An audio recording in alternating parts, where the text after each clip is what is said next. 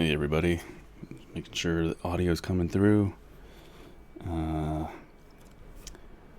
Everyone's gonna have to forgive me as far as any imperfections in vocal performance, as I'm just getting over a cold, as millions of other people are. It's been a rough couple weeks.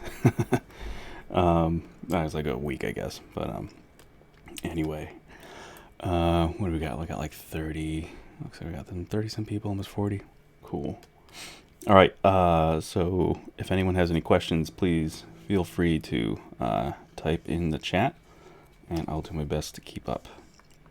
I'm getting back to this tribute piece that's based off of a concept sculpt that I was doing for The Lion King, for obviously 2019 version.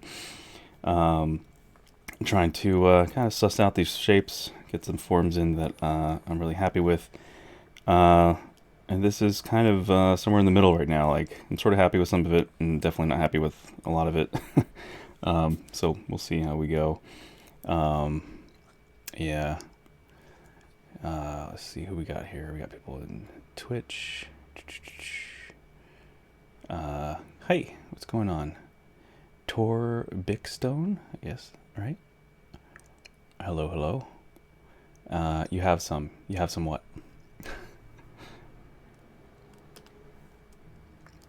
You know what, I also would use some recommendations. I know someone else was talking about this in the last stream. They were talking about different royalty-free music that they, they've utilized in the past, or that they would like to see me do as well. And I just have been so busy and or ill that I really haven't had time to research what's out there. So if anybody has any recommendations, please feel free to let me know, and I'd be happy to throw on some tunes that people would hopefully enjoy. Which 3D print do you recommend? Oh, 3D printer? Form 3, man, or the Form 2. Any Formlabs 3D printer is my go-to choice. But if you can't afford that, or if it's just not right for what you're looking to do, then you have the FFF or FDM kind of machines, which would be something like an Ultimaker, which are pretty good as well. You guys want to buy one, make figures? Yeah, man. 3D printers are great for that, and they're awesome. Excuse me. After I do extract. All right, so a guy on YouTube, Dead Boy, is asking about after I do an extract, I can't do anything. Please help. You're gonna have to describe that a little bit better. I'm guessing maybe you have a mask on the extract. Maybe you want to unmask, or make sure you have the right subtool selected. I'm not sure. I'm not sure how new or experienced you are with ZBrush, but masking could be your issue. Any form, yeah. Tor Brickstone, yep. Any form, Formlabs 3D printer is what I would go for sure. And if you're going to buy one, let me know, because I have a discount code I can give anyone who's interested in purchasing a Formlabs printer, and it'll get you $500 off of a new Form 3. So let me know if anyone's interested. I should actually look up that code again and post it for you guys, so you can save it and use it at your leisure. Just thought of that. So yeah, this is going to be a pretty chill sculpt session. So apologies if anyone's looking for like some crazy fast work. This is going to be much more of an exercise in experimentation, forms, and kind of messing with Dynamesh, and I might even do a little Sculptris Pro here, or Testimation.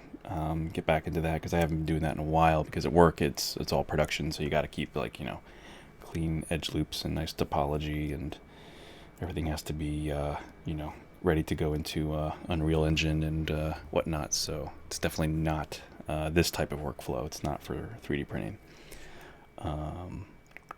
Yeah. So yeah. Does anybody have any royalty-free sites that they recommend that are good to use for streaming? If you guys have any notes, please let me know. Also, if you like Christmas music, anything that's jazzy or chill, I'm always up for that too. I know some people hate Christmas music, but I thoroughly enjoy it overall. Although that's with the caveat of, you know, everyone's idea of good music is subjective to their taste. But, you know, I like hearing instrumental stuff that's relaxing. That's kind of in the more of the jazz realm, kind of, or you know, the classics. Everyone likes like Nat King Cole's music, or you know, Mariah Carey's everyone's guilty pleasure in Christmas time. Although it seems like she's making a comeback in a lot of ways. Anyone else catch that new trailer for Free Guy? That wildly totally feels like a take on Grand Theft Auto mixed with, I guess, created by Disney, which is kind of crazy because it feels like it's not a Disney property. But then again, they own Marvel, and Marvel's making Deadpool now, so I guess it all kind of connects. Amy Grant, Christian music. Haha. Yeah, I know of Amy Grant. I grew up in a Christian home.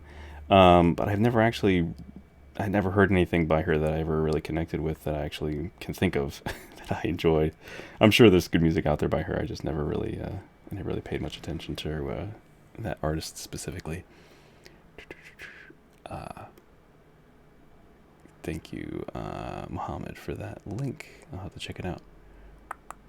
Asian Ginger on Twitch. That's a funny name.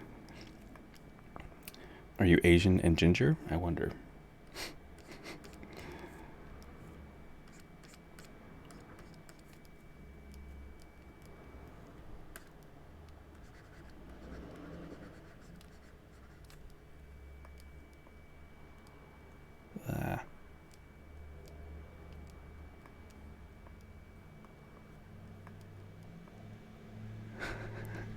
Some of these emojis, I can't even tell. Okay, it's like a character waving, I guess. Pole Sculpt. Or is that supposed to be Pole Sculpt with like a underscore? I'm a British ginger. Oh, okay. Oh, I'm but a British ginger. Okay, got it. Nice. So you're in London. Or somewhere in the UK. If I missed it. Are you going to 3D? Yes, I am going to 3D print this eventually. And it's definitely going on the Form 3 because some of these really fine areas I know can come out after my crazy experimentation with my Trico statue, which got feathers printed. I know that I can get some of these wisps, but I'm not really happy with the way all these wisps look. So that's what I'm trying to kind of suss out, kind of figure out what I want to keep, what I want to delete. And I haven't opened this actually since the last time we were streaming because I've been so busy. So let's see. Yeah, it's not in Dynamesh right now, and it's like crazy dense. Yeah. Excuse me. I haven't been sick in 2 years, and then I catch this cold that was going around everywhere, and yay. I had to be down for the count for a couple days. It looks so heavy. Yeah, it is. It's definitely not. This is, you know, this was just quick and dirty, just kind of putting something together. I actually might duplicate this tool and then reduce it so I can kind of mess with the form a little bit better. I think it's actually a good idea. And I think I actually, let's see here, solo it quick. Yeah, okay, so I think I actually have included these parts and they are dynameshed together, I think. Or are they just intersecting? Let's see. Nope, they're just intersecting. All right. Cool. So we'll do a little split hidden action. And now I am in ZBrush 2020, but for this piece in particular, I'm not sure how many new features I'd be able to use. So if anyone out there from Pixelogic is watching currently, my apologies for not accentuating the new features right now, but I will get around to them for sure. So it's exciting when a new version of ZBrush comes out because it's kind of like a Christmas gift. You get a whole bunch of new stuff that you didn't know you wanted, or maybe you did want, and yeah, and it just sort of expands your palette. And for me, I don't know how it is for everyone else out there, but for me, it takes a while for me to really kind of dive into all the new features and really find how they complement my workflow or a pipeline that I'm working in. But when it does come around, or I find a reason to need it or use it, I'm always so grateful that they've included it. So, like for instance, the lattice tool, amongst many others. So, for instance, let me see if I can do a quick demo here. And always quick save before you do something that might crash it. So this will just be a quick and dirty demonstration. But for me, what I found doing at work, for instance, for tests with like curly hair and characters that have some pretty weird, unique topology or needs for that, I found that using this tool.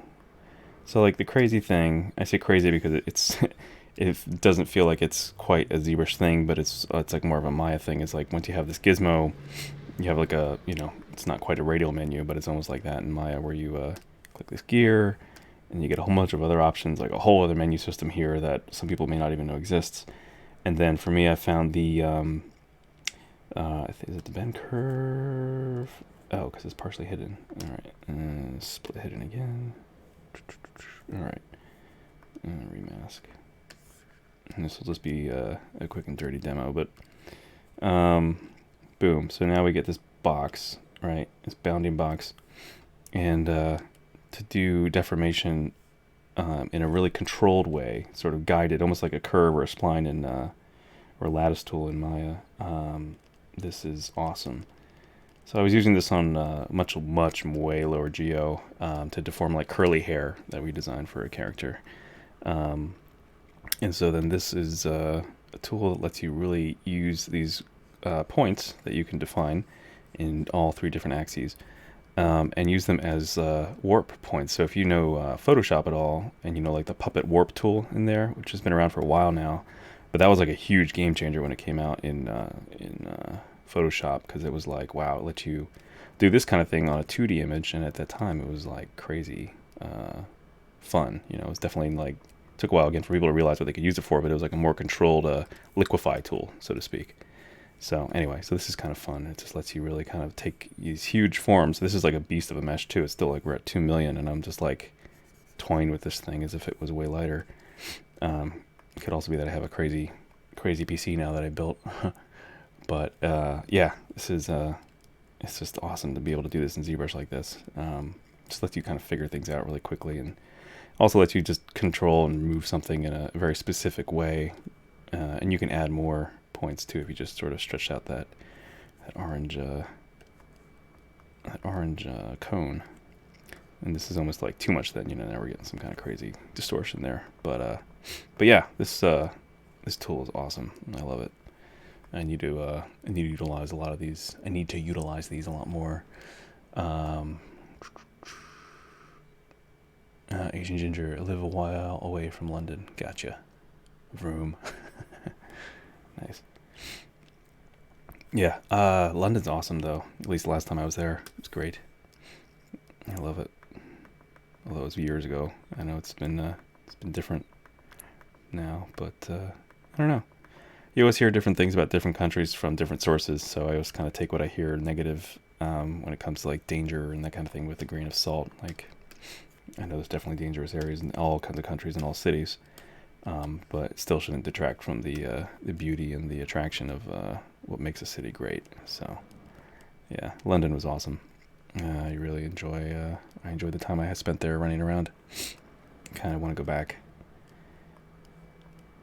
I wonder for our British friends, if anyone else is there from the UK, does London really go all out for Christmas? Do they decorate kind of like the way New York City does, or is it kind of a bit more subdued and relaxed? Because in New York, there's lights everywhere, and it's got to be one of the best cities in the world to see at Christmas time. I really enjoy Manhattan at Christmas time. Yeah, the tree at Rockefeller Center. The ice rink that's famous there. Man, it's a really great city to spend the holiday season in, even just for a little visit. Yeah, it's really fun.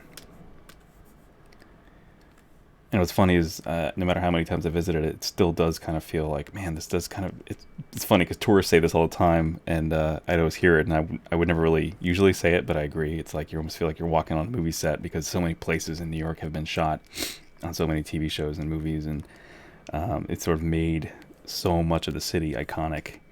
So it's yeah, it's really fun to run around the city. You've never been to London at Christmas time? Wow.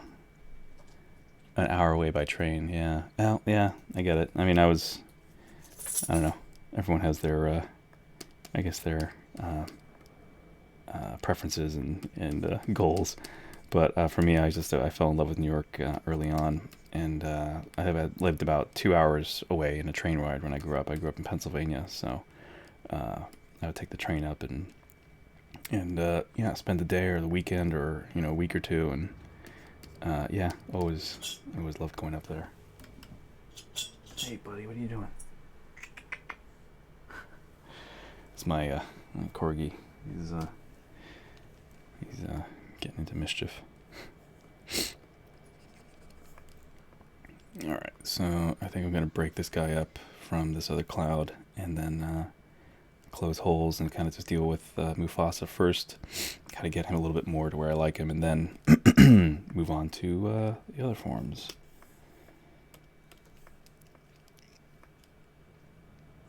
He's a country boy. Gotcha. Nice. Where's everyone else from? Has anyone else got people? Can we get a shout out from everyone's location, general city or area of residence?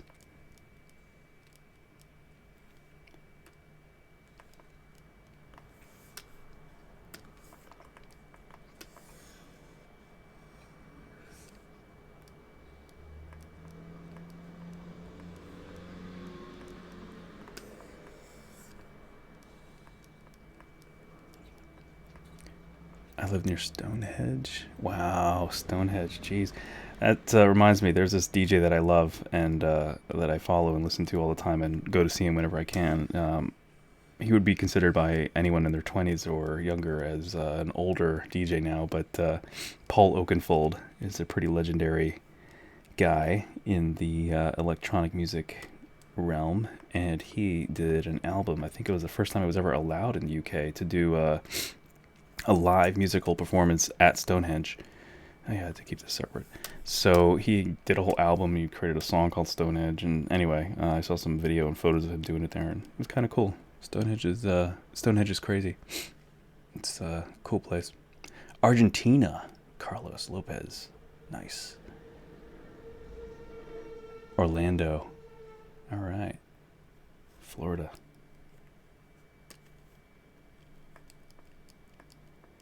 I've only been to Key West, Florida, so like the furthest south I guess you can go in the Keys, right? And I remember at the time when I was there, I was under drinking age, so I wasn't able to get into a ton of bars, which is ironic, and it was kind of a bummer because Key West is known, or at least was known, for having the highest concentration of bars within a certain mile radius than anywhere else in the world. So everywhere, every corner, like multiple areas, it's just bar, bar, bar, bar, bar. It's just like nuts.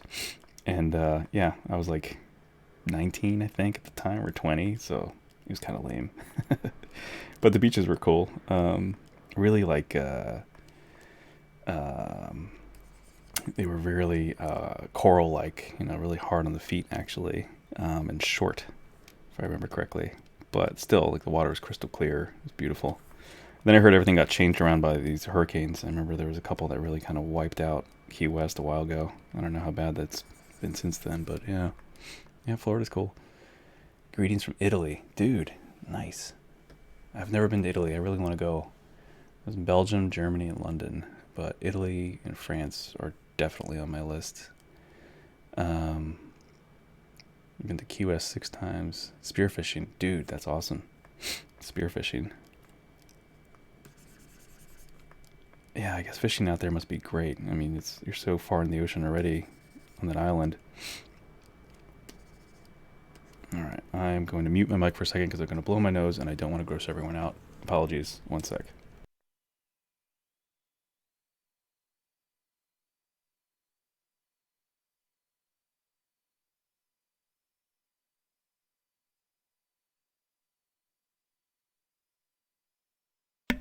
And I'm back. All right.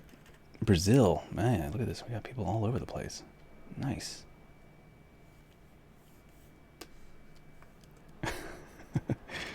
I stepped away for 1 second to blow my nose and like 3 people dropped off. That's funny. They're like, I'm done.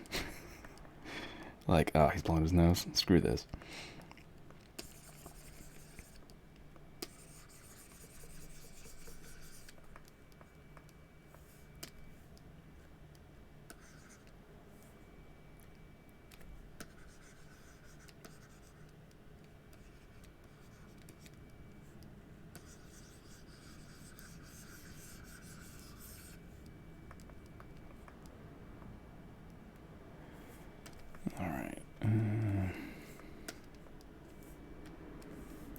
There's another cool technique. I don't know if people know about it, but usually when you use the move brush, you're thinking like this is almost like, excuse me, like a plane, and you're moving, mostly like along the plane. So it's like if you were looking flat at this, the way we are, you'd kind of use the move brush like this, right? Like you kind of just go up, down, left, and right according to your view from the camera.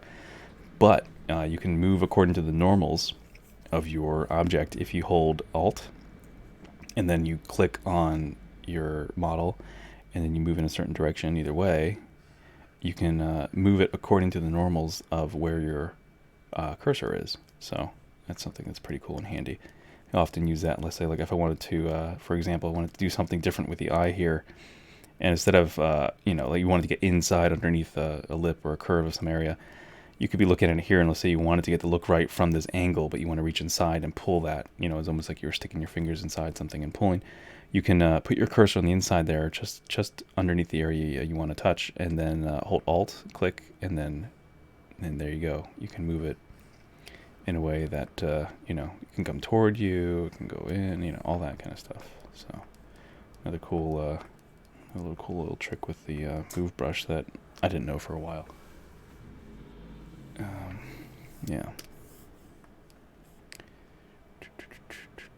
Yeah, it's helpful. Yeah. Yeah, exactly. So one of those many little hidden features in ZBrush. It's funny. We have an intern at work right now, and he was picking my brain about things in ZBrush and just how to do, some simple operations. But even simple things like this, where the button placement, right, for your polyframe here. Like he didn't even realize because these buttons are so tiny, but you have your polyframe with your fill color, right? Then you can turn off the color and just have your polyframe on your mesh. If you have textures, you can see the textures and then the polyframe, your edge loops. Or you can turn that off altogether. And so, or you just have your color and just fill it with a certain color too. So that's something handy to know too, is you got these many different options there in this tiny little button. I don't know. It's almost like, I wonder if it works against them. I wonder if they could probably figure out a way to separate them more so that people know that those options are there. Because some of them are so small and tiny. I'm like, man, I don't know that a lot of people would ever find them unless they were instructed, which, again, incentive to read documentation, I guess. But then again, apparently a lot of people don't like to. So I don't know. I don't know how you fix that. How do you encourage people to dig deeper? I guess they just have to want to do it themselves. Alt, move, drag, yep. Yeah, there you go. Yeah, some people didn't know about the polyframe thing either. Yep, it's really useful at times. I just want to be able to see my textures and see the edge flow. This is obviously Dynamesh, so this is kind of useless for that for now. But in a lot of other areas in work, it's super useful. Yeah.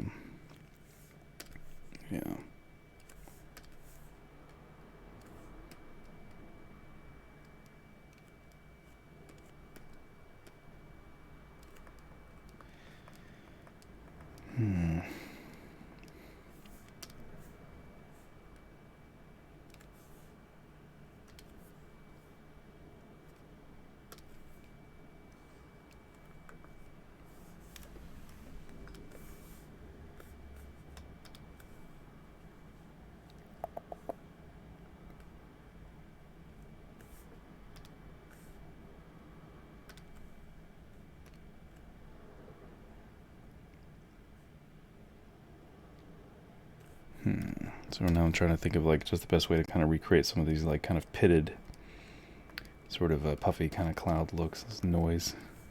Yeah, I'm trying to remember what I did last time. I always wanted doing something different to kind of get to the solution that I want, and I guess because it's sculpting clouds is just not one right way to get some of that tiny fine detail, and yet also have it in the larger forms. I mean, I guess there is a way. It's just I don't know. Sculpting clouds is just not. It's not something that's normal. Like it's not. Especially in visual effects. It's typically all done in Houdini, or some other kind of volumetric sort of system. Never used any 3D design software. Wow. So you're kind of just tuning in for fun for the first time, huh? This is Mr. Asian Ginger. Hairbrush. Hairbrush. Oh, you're thinking for for fiber mesh? Mr. CBN3D. Or Miss, I don't know who that is. Hairbrush. Are you thinking of groom brush, or you're asking me a question about that? Yeah, I'm not sure what you mean by hairbrush. Let's see, I might kind of blur this this alpha a bit. Yeah, there we go. Let's give it a little bit more of that puffy kind of pitted look. I need to do a little bit more. Not sure if the color spray is different than the regular spray when it comes to the way it distributes. I need to let's see here, the flow, yeah. And placement, mouse average, yeah. Maybe we'll do placement, mess with that up a little bit more. Yeah, because right now it just felt like the hair looked like as it was, where it was kind of, the mane was kind of sculpted and then Dynamesh to the face. And so then they both had two different textures, and I kind of want to have one flow into the other, but not look too repeating, not look too, you know, systematic.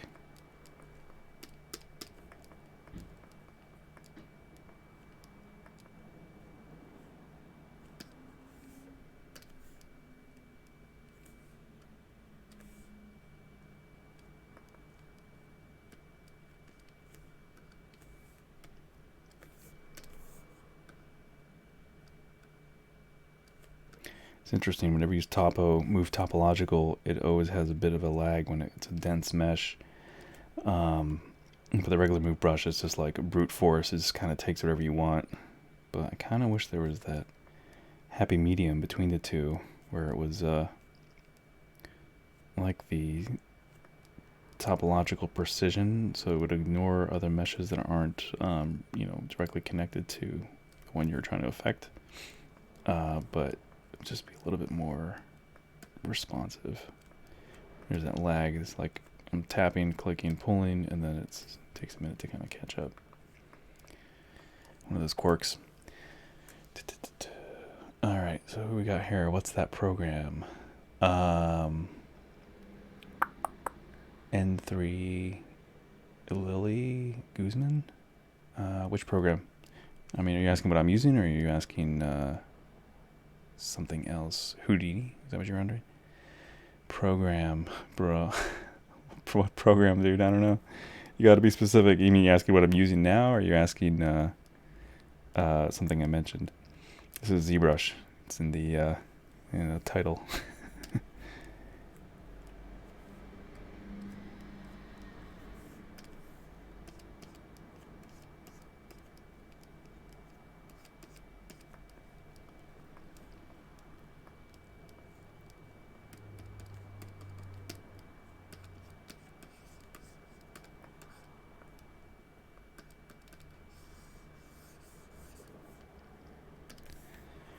This form brush is another favorite of mine. That's why I have it.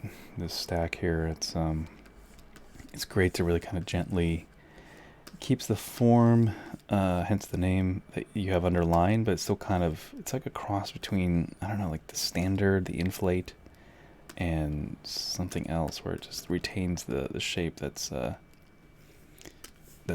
you know, beneath what you're sculpting on. If you want to kind of keep some of that shape there, it's really handy for that. And it can also work in reverse too, of course, in the negative. So where it's like I don't want to lose that kind of delineation of where the mane starts and where the face begins. But I still want it to feel a little bit more natural, because obviously fur flowing into longer hair, you know, there is a distinct edge, I guess. But it's still not like a super hard line. So kind of try to find that happy medium.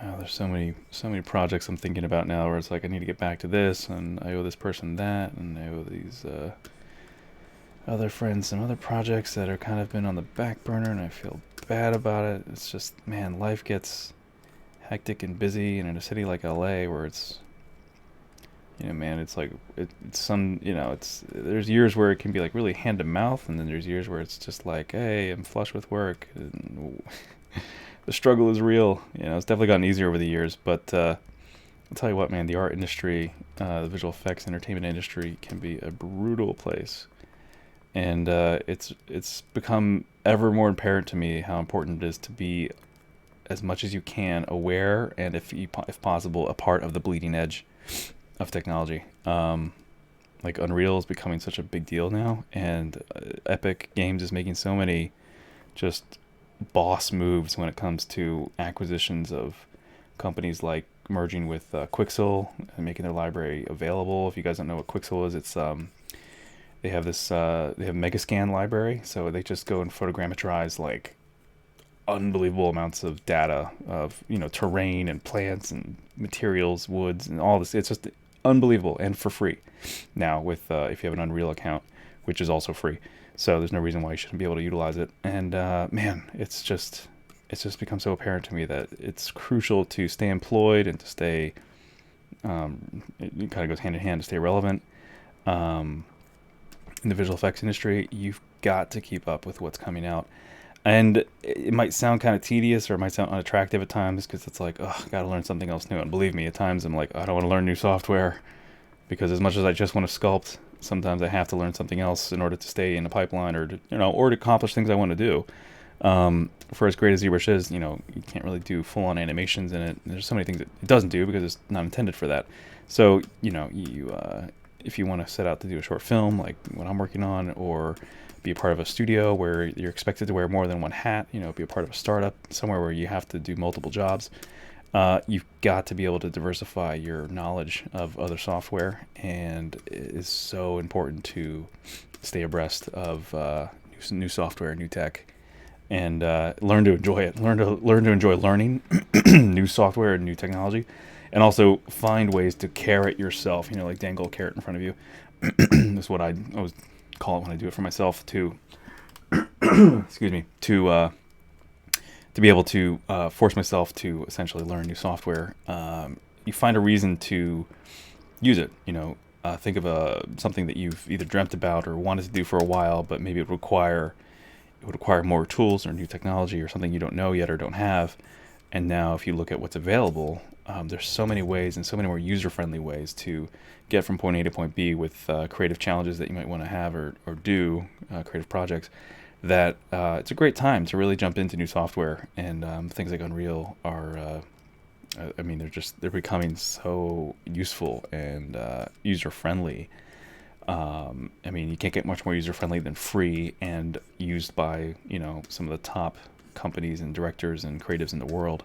So, Unreal is really something that people should start learning and getting aware of if you're new and a junior artist, or even if you're a senior artist. I think, scarily enough, a lot of people who are senior in companies after many years are the ones that be first cut because they're making the most money. So, if you can become more indispensable, more of value, or if you have to be let go for whatever reason, it's a great opportunity to, to take on new software and learn stuff that is more cutting edge, like Unreal.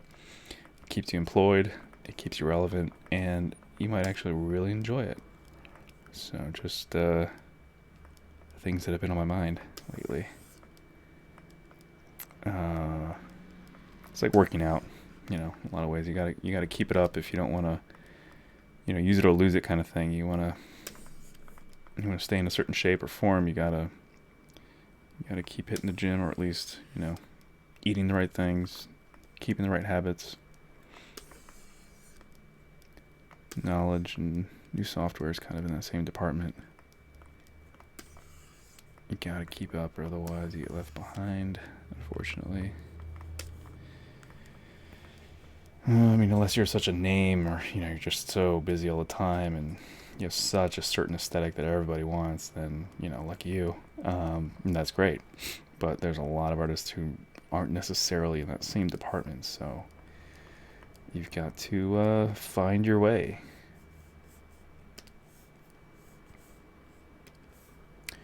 All right, so what are we looking at here? In the chat. I was talking about, you were talking about your work earlier.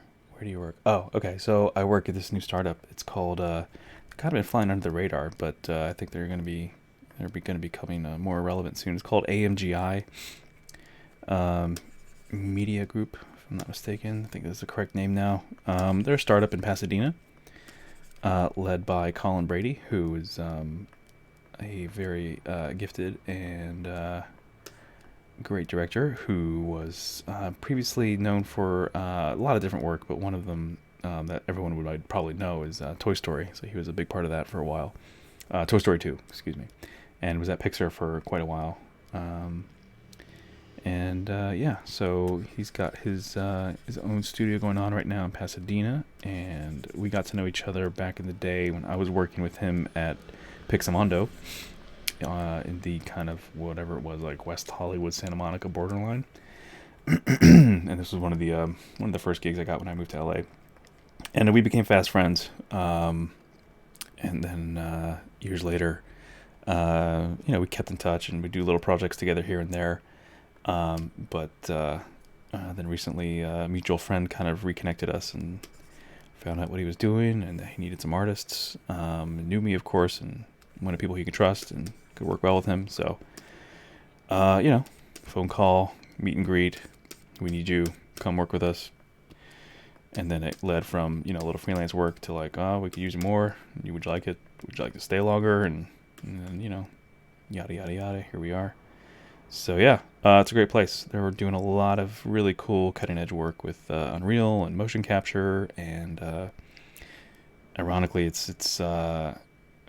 fortuitously, it's been connecting me with technologies and helping me learn things for my own short film and my own ambitions for what I want to do, and how much of it's going to be done in Unreal, and using a lot of motion capture and facial capture technology with a new app that is relatively new that works with the new iPhones, so you can get facial capture. It's just a great place to be because we're really doing this very cool, cutting edge, experimental stuff, but it's all working out. And Unreal is kind of like the foundation in the end of where things are going to be rendered for us. And yeah, it's just it's an exciting place to be. So pretty lucky to be there. Good people. Let's see what else we got here.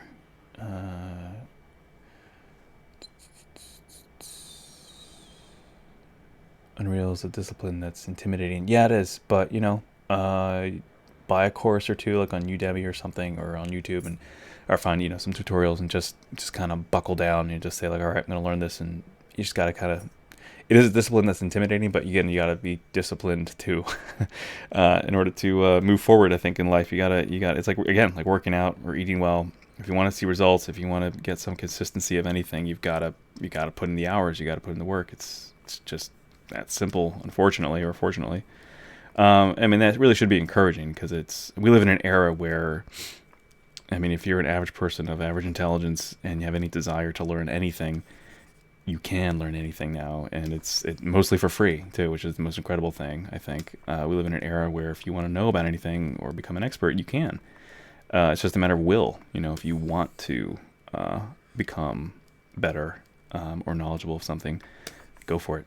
There's nothing really stopping you other than yourself. If you have an iPhone and a decent computer, one or the other. You have so much, or smartphone in general. You have the internet at your fingertips. You have answers to everything you possibly want to know.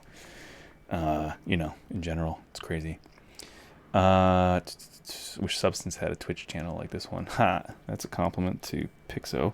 I know. I need to get more hardcore about Substance actually too, because it's something that I am on the cusp of really getting much better under my belt. I've dabbled in it, but I really need to get more familiar with it, like I am with Photoshop, because I've been part of that old guard of texturing in Photoshop and dabbling in Mari here and there, but I don't really like Mari's interface, to be honest. Not to slam the Foundry, but I really don't like Mari's interface. It's so not intuitive, and Substance is much more user-friendly in my opinion. And it looks like they're also going to come out with I think Quixel's coming out with a mixer that really produces it lets you, I think, if I'm not mistaken, I saw on their one of announcement trailer when they're merging with Unreal, they have some really kick-ass stuff where it lets you paint textures in 3D on a model that's UV'd. It was nuts. They just kind of glazed over it really quickly in one of their reveal videos, but I was like, oh my god, that looks phenomenal. And it looked kind of like how you would do poly paint in ZBrush, but it was on a UV model with, like, you know, crazy precise resolution. Let's see. Sorry, I'm gotta keep up with the chat here. Let me scroll back up a sec. You're into Max, Intimidate, ZBrush, Amateur. Gotcha. Oh, Intermediate. Sorry, not Intimidate. Yeah, gotcha. Yeah, Max is a super popular 3D package. So many people in the game industry use that it's ridiculous. I never really liked Max. I guess just because it again, the interface just felt so different. I never really jived with the interface in Max, so I'm a Maya ZBrush kind of guy for now. And there's whispers about Blender. Everyone's like, Blender, Blender, Blender, but I still, you know, it's not going to replace anything in production anytime soon. So, but, you know, it's, they got some money from Unreal too, you know, that's out there. So, you know, Blender is a force to be reckoned with for sure. It's just, yeah, I don't think it's going to overtake Maya just yet. But definitely Maya needs a revamp, I gotta say, as far as their UI and just how it feels like an old Matrix, you know, and then a new Matrix piled on top of it. And it just feels so clustered and just, ugh, you know. But we learn Maya because we have to. Let's see what else. Oh, it's a lion, yeah. Hey, what is it? Cardamoni, hello.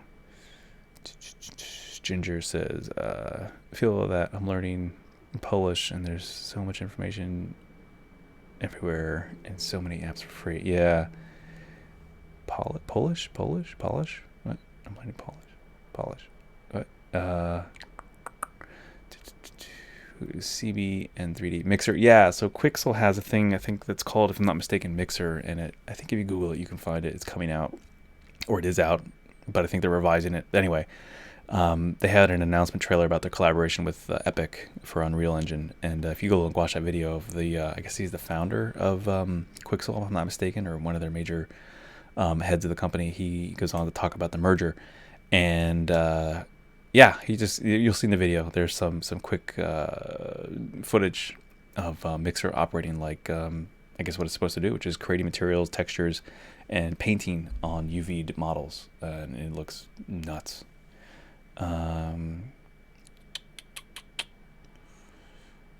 So let's see.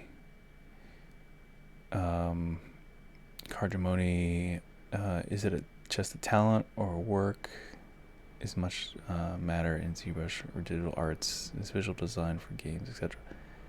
All right, let me see if I can decipher what you're exactly asking.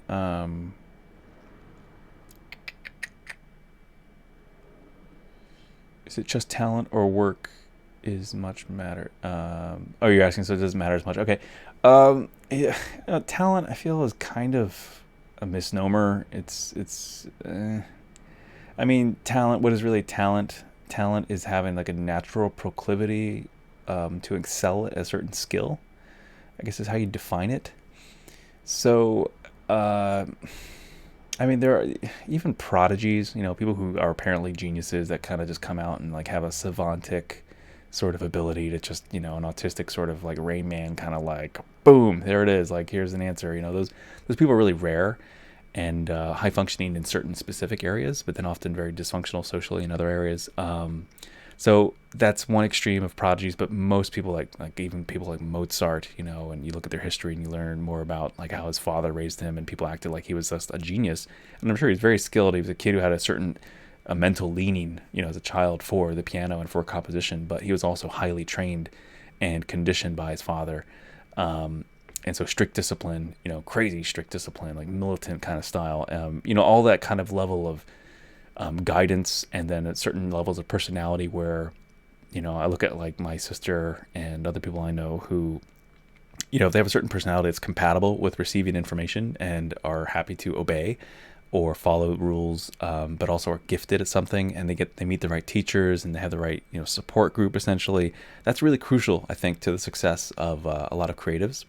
So there's something to be said for sure about having a good support group, having people who encourage you and give you positive feedback, and yet also help you to be intelligently critical of your work, not to get down on yourself or to dislike your work, but to be critical, so that, like, when you probably what I see this is a lot of art students, for instance, it's really telling that someone's a young art student when they look at something and immediately start critiquing every little thing about it, because it's such a green kind of habit that it gets kind of ingrained in you from doing critiques when you're like in drawing too or something in college, or in an art school, because you have to develop a critical eye. That's very important so that your work does improve. You have to be able to look at your work and be objective about it as much as one can, and be kind of harsh on yourself. I think that there's something very healthy about that. Just like, working out can be painful to a degree. You obviously don't want to injure yourself, but you're still creating some sort of discomfort. There's something that's not exactly like, it's not like laying on your bed, right? It's not comfortable. It's not lounging on the couch. You're putting effort. You put a little bit of pain. You're tearing muscle, and then it rebuilds. I mean, it thickens. So in that respect, I think talent versus work. I think work is always going to win out overall, and that's really kind of what I think success in a lot of areas looks like. People want to act like it's just this magical kind of thing that some people have and some people don't. I mean, and again, this is all kind of said with a grain of salt. Like, I think there is something to be said about certain people having just this crazy, like, leaning in their brain that is just, it speaks the language that they're flowing into when it comes to a creative industry or medium. But there's a lot to be said for determination and a desire to learn and grow and improve. And I saw a great tweet from someone recently that I follow, and forgive me for not remembering who you are, if they ever see this. I doubt they will. But he said something like, 9 times out of 10 or any day of the week, I'll hire someone who has a great personality and a willingness to learn, because a terrible attitude and somebody who's extremely arrogant can crush a good team and bring everybody down and cause like all kinds of headache.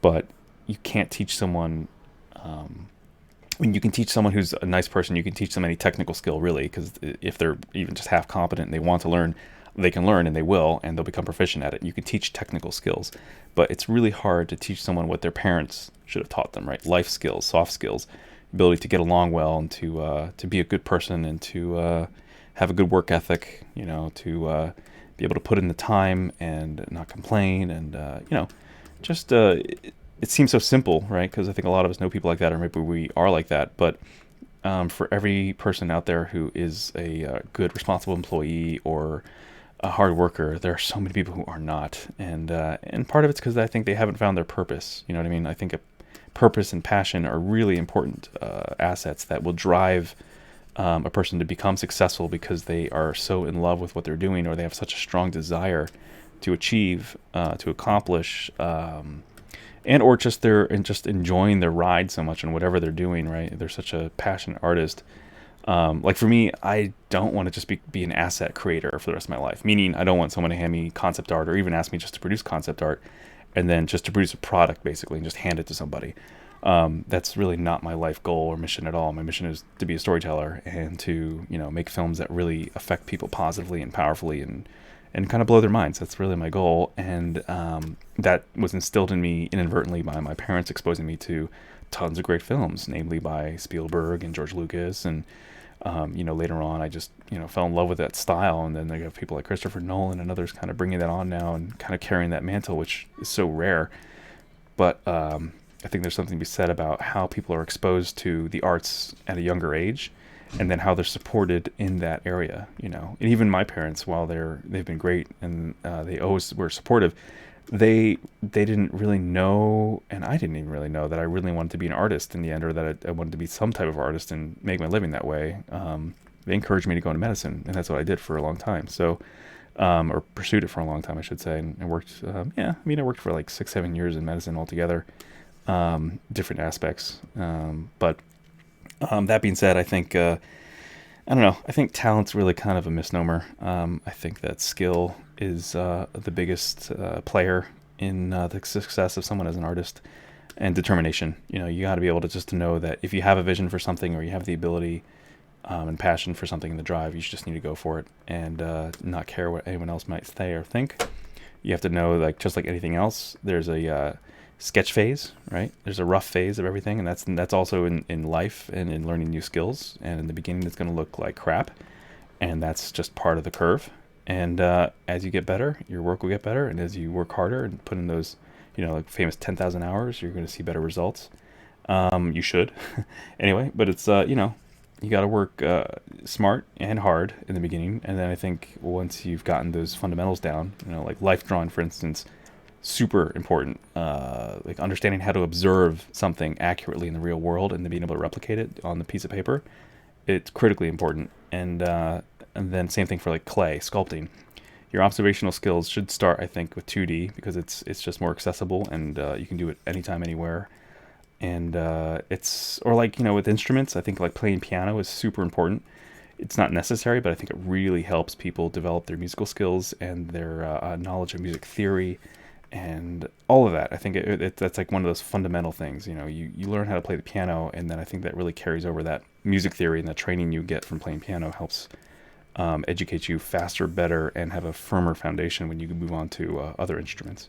Of course, it can be, any instrument will help you that in the beginning. But I'm speaking from personal experience. My parents forced me to take piano when I was a kid, and violin, and I really hated the violin. I loved the piano, and then I chose to take classical guitar like a year before I went into college, and love that too. I miss it. I wish I had more time to practice, but anyway, I think there's a certain congruency through all of that, which is having a good support system, working really hard, and being passionate about what you're doing, having a purpose in it. That all will lead you towards success. So don't get down if you don't think you're talented. That's kind of BS. I think it's more so if you're determined and you're also willing to be critical of yourself and be honest about your work and not get down on yourself about it. That takes a certain level of fortitude that I know not everybody has. So, Anyway, sorry, I've been rambling here and missing some of the stuff. Polish as in the language. Gotcha. Yeah, that's what I was thinking. Okay. What else have I missed here? Pixar Mixer. No, if you look Quixels with a Q for CB and 3D. Excuse me. Let's see what else we got going on here. Autocorrect, yeah. Yeah, I gotcha, Ginger.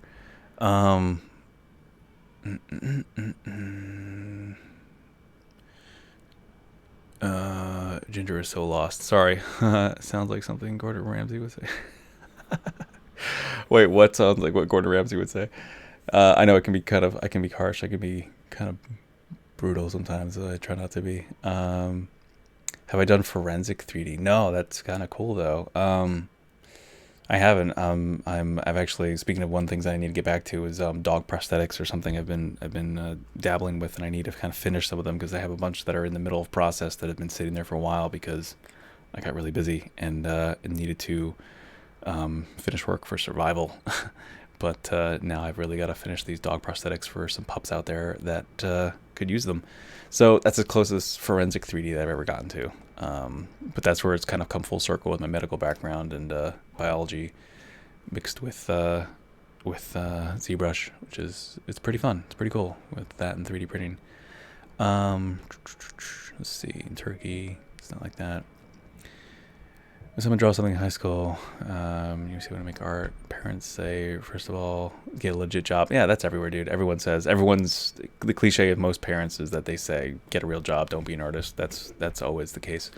Do that for a hobby. Yeah, my parents were kind of leaning that way too, but they weren't really militant about it. They were just like, we suggest you go into medicine. We strongly suggest you do that instead of, which I understood. But then again, the signs were, no pun intended, literally on the wall. The writing was on the wall. I was like, it was 97, I think, after The Lost World came out, and I love dinosaurs. And so I was drawing a life-sized or almost life-sized mural of a T-Rex head on my wall with a pencil and not using the grid technique, which is the right way to do it. I was just doing it by hand, and actually looked really good. But I never painted it. I just drew it and left it there. And I think eventually they painted over it after they took some pictures. But that was like, again, I was a kid doing like giant stuff like that, even as a young kid. So, it's it's there should be some sort of evidence that people have a proclivity or a leaning for art, and then I think you need to have support for that. If you don't have support, you gotta kind of just say, F the man, and just just do your thing. Once you're 18, you got to do what you got to do. So if art's someone's passion, I think they need to be encouraged and they need to be supported, and try to do a positive reinforcement whenever you can. Yeah, accountant, engineer, teacher, all the good jobs, all the jobs we need in society. But they're also, I think you need passion, you need purpose. That's really what it comes inside. But inside you're dying, yeah. What is the light wall? Oh, you're talking about that's my my Matrix poster. I took some LEDs that have like kind of the meteor effect, and I kind of installed them behind the poster to kind of get that perfect sort of Matrix code rain effect. Here, I can put on this light quick and you can see better for those wondering. There you go. That's what it kind of looks like. It's a kind of a reflective lenticular foil kind of poster with LEDs behind it. It says "Free Your Mind."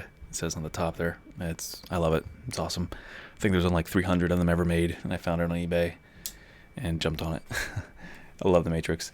Let's see, the tweet or post you were talking about. Oh, gotcha. Yeah, the tweet or post I was talking about. That was Ginger. That was just a tweet about hiring some people, like preferences in hiring people, and basically hiring people over hiring someone who has great personality and teachability and a good attitude versus a good kind, intelligent person, basically, as opposed to somebody who may be very technically skilled but's kind of a dick and could disrupt a company's ethos.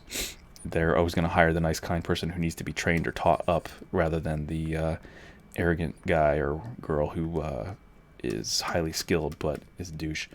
Of course, that's in an ideal world. I think that's what that person was saying, because in the real world, unfortunately, sometimes the dicks are the ones who get the jobs, because companies need to often function as companies and make money and deliver on time and etc.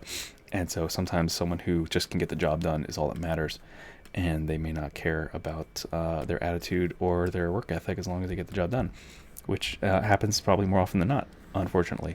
But I stand by what the dude said on Twitter, because in an ideal world, we would want to have good, kind people who you train up, and you have and maintain a great company culture with good, hardworking, honest, decent, intelligent people, rather than a bunch of highly skilled douchebags.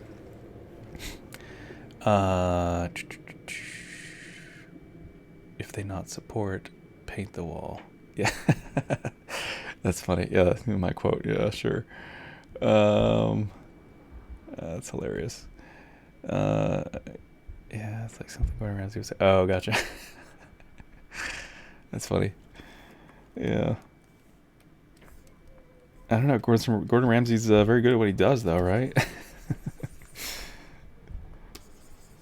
I'm definitely a harsh critic in a lot of ways, for sure. I'll admit.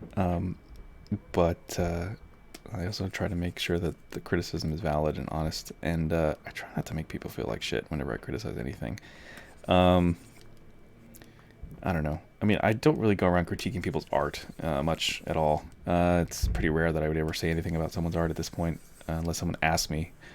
But even then, I don't know. It's funny. I have certain friends who say, "You'd make a great teacher. You should teach more," and then other friends who are like, "You should definitely not teach," because I don't have as much patience, I think, as a teacher needs, for sure. It can be a challenge for me, if I'm honest. If I'm completely honest, I'm saying something that is a bit self-deprecating, but it's true. I think teachers need to have a lot of patience and a lot of love for students, and have a lot of love and patience for people who are suffering, like physically injured, ailing.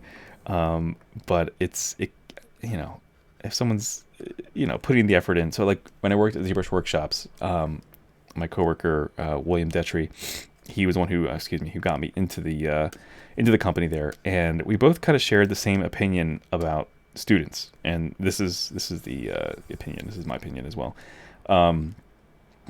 If you're not putting in any effort into looking up information for questions you have, meaning, you're just going straight to, and granted, there's, I'd say, again, it's case by case basis to some degree, because of course someone's likability will get them so much farther in life than someone who's extremely unlikable. So you could have two people ask the same question in the same way, but if one person's incredibly likable and like a kind person, right, versus somebody who's annoying and kind of a dick, or someone who doesn't really have any social grace, you're going to get two different responses from the same person, right? So you may ask your teacher, one student, for example, will ask their teacher, like, how do I do this? Whatever it is, how do I do blank?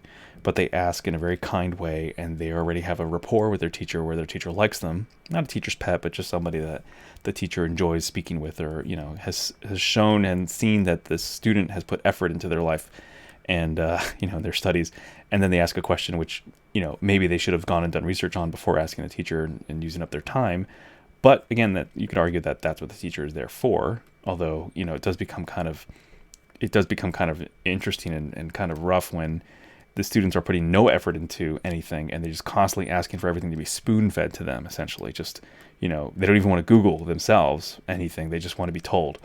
That's where it's like, it just kind of feels like the student's being lazy, right? But if a student has a bad attitude, right, or they're just consistently lazy and they put no effort into anything and all they want to do is be spoon-fed the entire time from day one, then that's where it's just like, man, if the student hasn't taken the time to Google and sort of exhaust every single avenue that they could at their easy fingertips, which is the internet, right? If they haven't put any effort into searching for an answer and they just come straight to the source they know has all the answers, and constantly bugging them for every little thing when they could have easily just Googled it 2 seconds, found the answer, and then, carried on, and also probably found and taught themselves more along that way, then, those of us who were in a position to pass on the knowledge kind of got a little annoyed, because it was like every little thing constantly was like, how do you do this? How do you do that? All right, now tell me how to do this.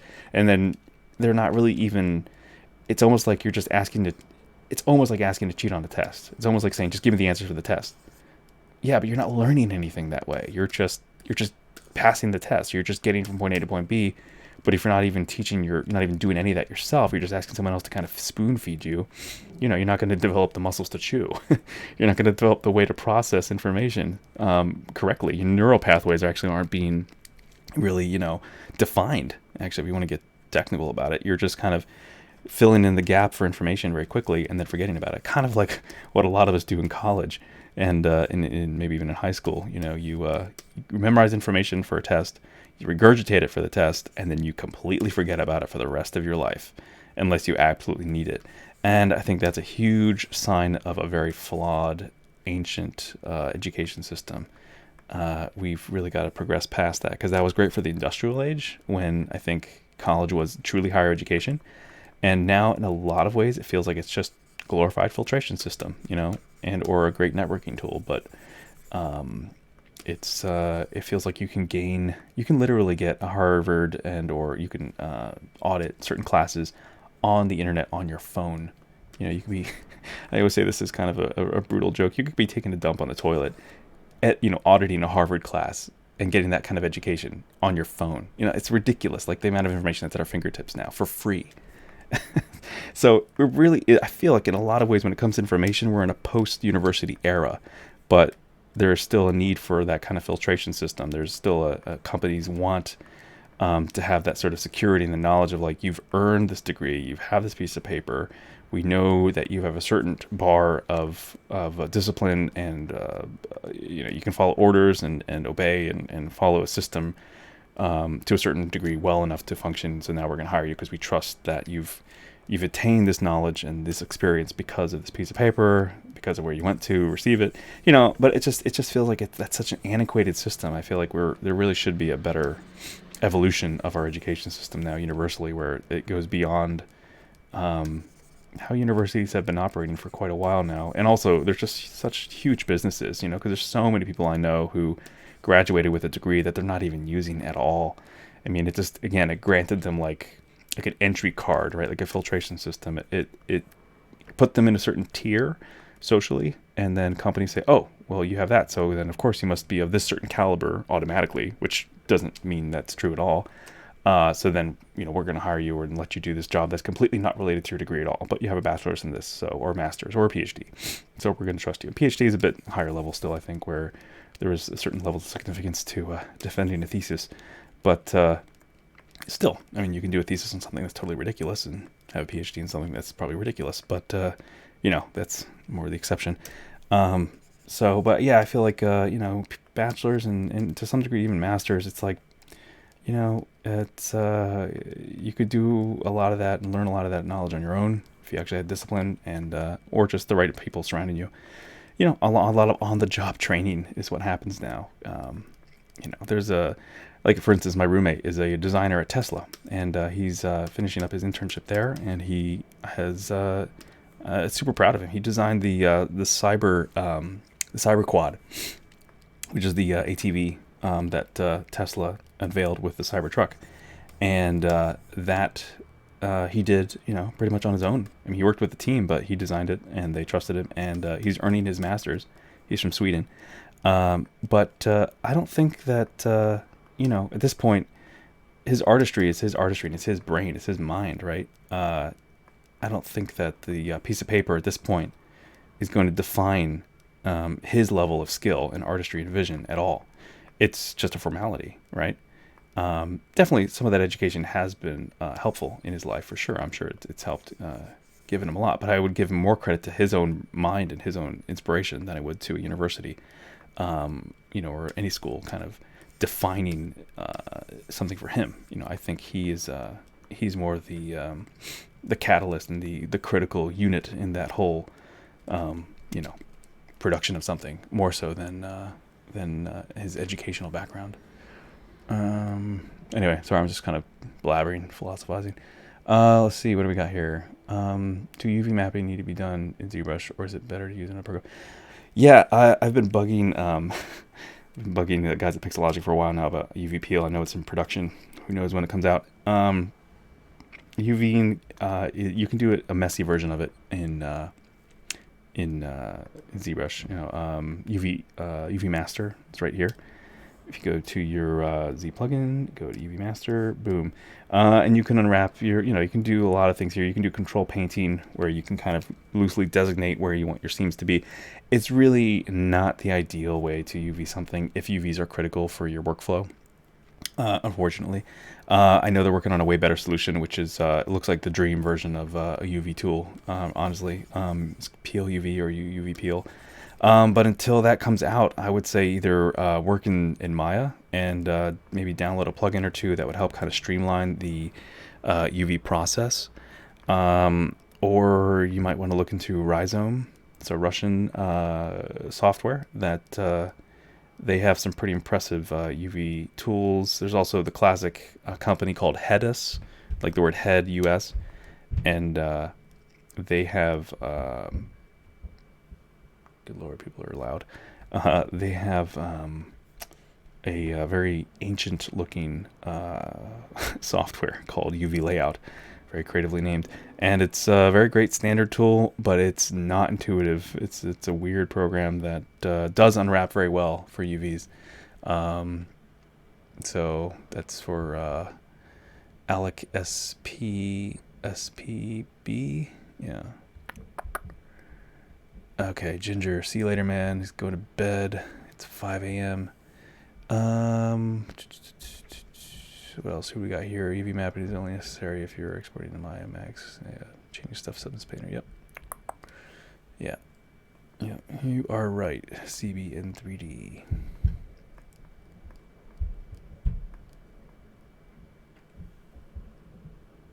Damn, I got noisy neighbors. I don't know if you guys can hear that. It's like thumping. They've got these kids that just used to living in a house and now they're in an apartment, so I don't think they realize how much sound travels through. Ah, joy.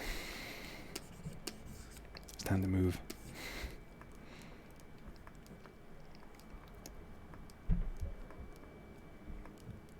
So CBN3D on Twitch. Do you work in the industry as well? Do you do 3D stuff on your own? What's your deal?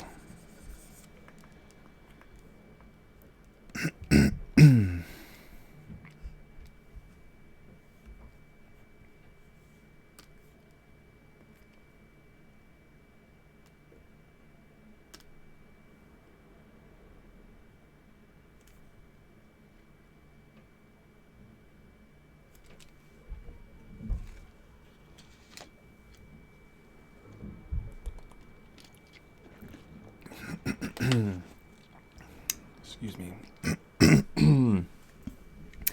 I hate being sick.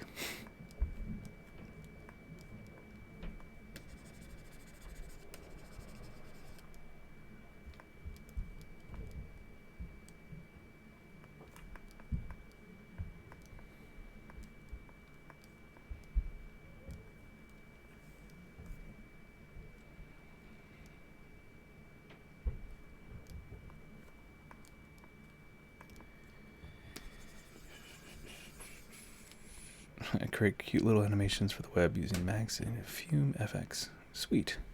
Do you have a link?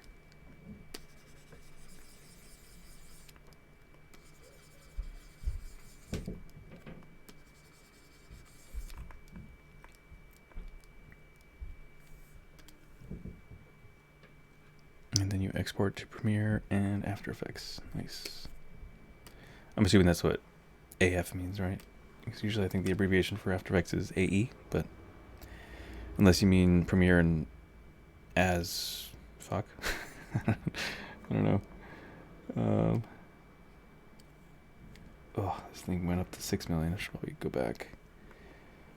The problem with Dynamesh is it's relevant to the grid.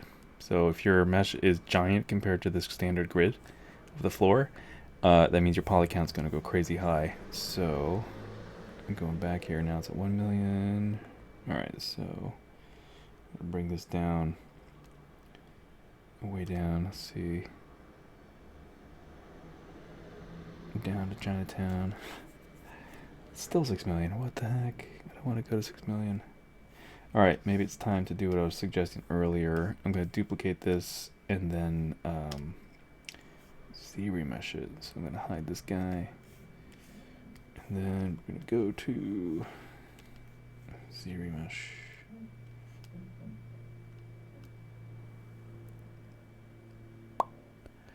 What do we got here? Logos mostly. Okay, gotcha. Actually, yeah, you know what? I might have somebody I could toss your way because I have a friend who's looking for animated logo. It's a cute elephant logo. I don't know if you'd be interested, but I think they would really be interested in talking to you. So if you have a portfolio I could check out, and then I could shoot you like a email or something, I might, because I've been actually looking for somebody and all my animator friends are busy, so who knows, maybe you might be the right person. So yeah, if you want to send me a link to a site that you have, or email, whatever you feel comfortable sharing, if you're even interested in extra work. I don't know. They're a cool little educational company.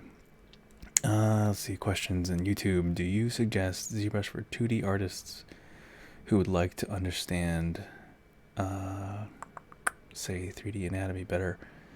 I feel like sculpting would help me with paint.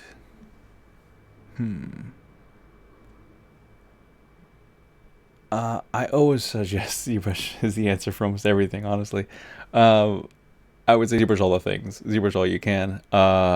But let's see here. So your specific is 2D artists who would like to understand and say, understand 3D anatomy better. I mean, yeah. I don't see how you could go wrong. I mean, there is, even in ZBrush pack, with it, it comes with some great tools for anatomy. You know what I mean? Like, back where I used to work. So I'll just open this up quickly to show you. Ryan Kingsling donated this skeleton. I mean, it's not super clean topo at all, but I mean, again, it's a skeleton that is, there you go. It's just triangulated. You can easily remesh this too if you wanted and use it as a good base mesh. But yeah, I mean, there's all kinds of things available. You could always download a model, or buy one from Turbo Squid. And, there's tons of anatomy models out there that are really good case studies to help better understand anatomy. So yeah, I highly recommend using ZBrush to strengthen your 3D knowledge of the body or of any object, really. Yeah. Let's see, another question. Do you use Dynamesh Master? I just downloaded that the other day. I know about it, and I know what it does. I know I need to use it. But no, I haven't actually used it, and that's probably what I should be doing right now, right? Let's see here. Oh, that's Decimation Master. Whoops. Did I install it on here?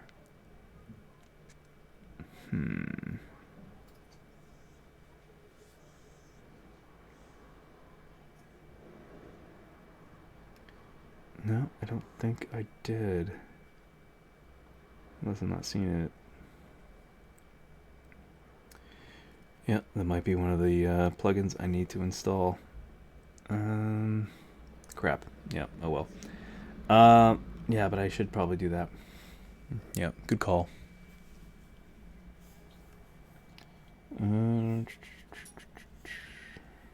Yeah, we're at 9. Alright, so do detect edges. Let's see if we can go for a nice, I don't know, let's do like 20,000. That might be too low still for this. And bring adaptive down so it kind of hits that mark. And quick save just in case. Alright, boop. Let it process quick.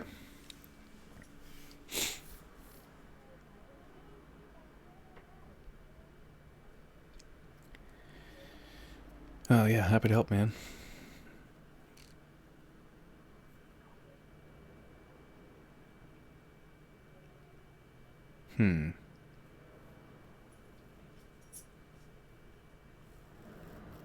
See, the great thing about ZRemeshing is when you duplicate your model and then use ZRemesh and you have your duplicate, you can project the detail back onto your cleaner topo onto ZRemesh. So you just subdivide. Sorry for that sound. That's my dog drinking. It's thirsty pup.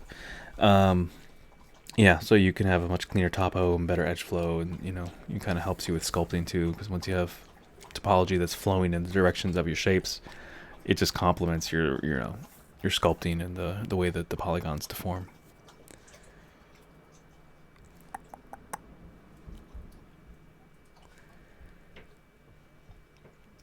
Show your pooch, please. Yeah, I can. Come here, Ryan. Einstein, come here. You want a treat? Do you want a treat? You want a treat? I'm going to mute the mic a second so I can open the bag and not make everyone deaf. 1 second.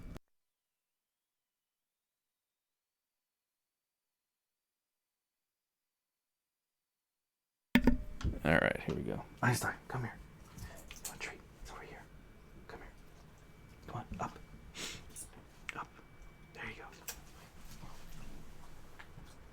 Oh, good boy. Oh, who's the best boy? Nope, that's not for you. All right, there we go. There's Einstein. Who's a good corgi? Who's the best corgi? Einstein. Einstein, who's that? Who's there? Who's there? Who's there? Yeah, so there he is. Oh, who's a good boy? Who's a good boy? Good corgi. All right, down we go. Good boy. All right. Oh, sorry about that. Mute this again really quick.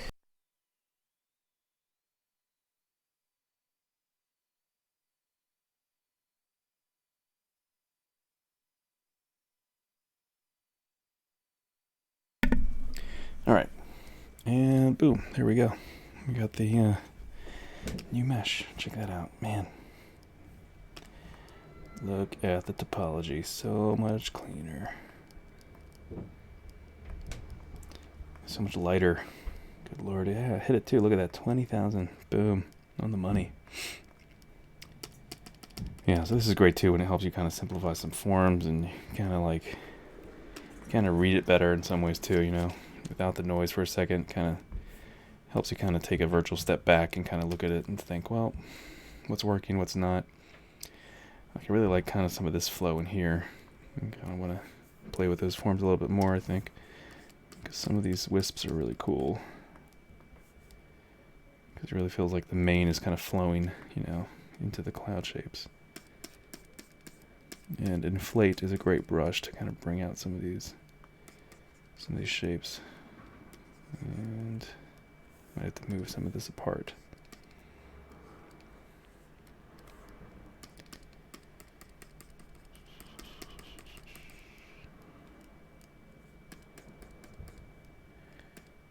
There we go.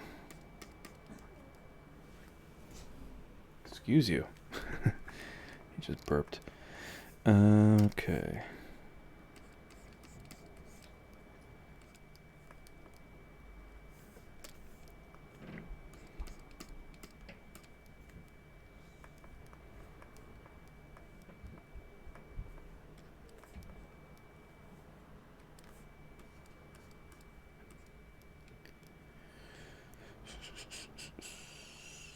Carlos Lopez is laughing, I guess, because I showed my corgi. He's like, yeah, show your pooch, good boy.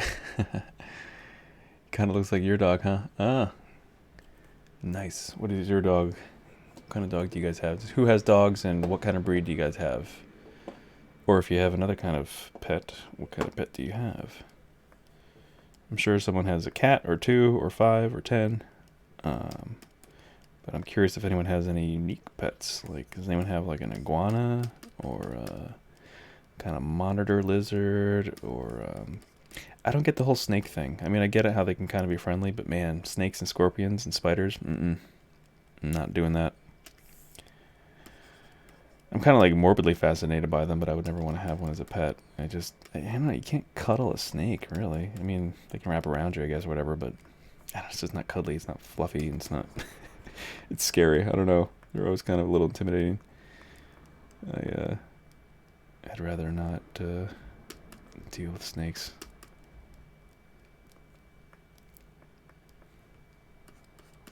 No? No pets? Anybody? Type in the chat what kind of pet you have.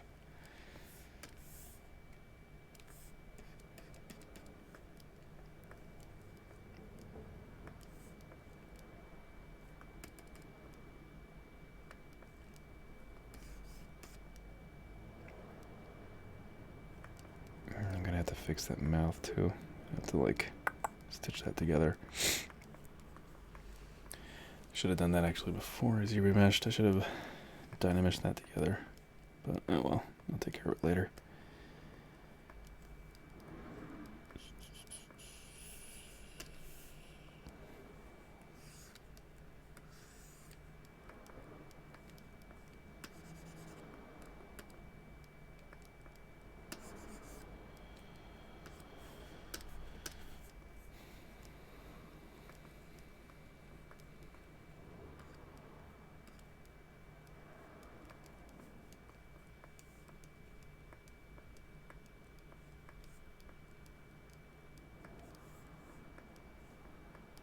No one has any pets, huh? Seeing 0 answers in the chat. Everyone's falling asleep.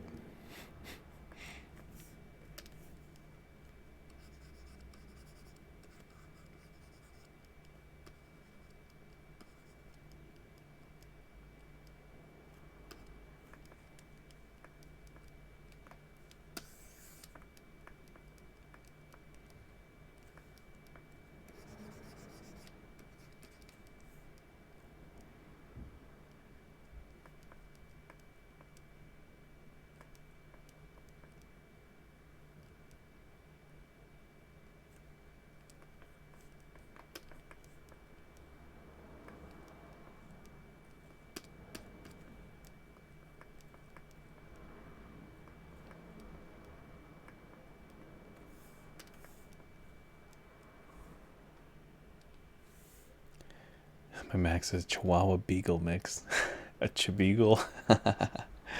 Nice. Chibeagle. Or Big Wawa. Someone had a cat until he jumped 5th floor. Oh my god, that's horrible. Bombay cat. Wait, Bombay cats. Are they the... sorry, your cat died, man. That's horrible. Jeez. Are the Bombay cats... do they have like a stubby little tail, or they kind of have the ears that are kind of like really small and like turned down, or are we talking about some other kind of cat? What's a Bombay cat look like? I'm not familiar with the breed.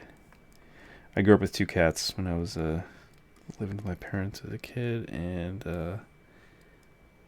they lived to be like, one of them was, and we got like 2 more cats along with them for a while, so I think all of them lived a minimum of like 15 years, and then the oldest one I think died at like 19 or 18. It's crazy. Bombay cats are pure black ones. Gotcha. It's a black cat. Nice.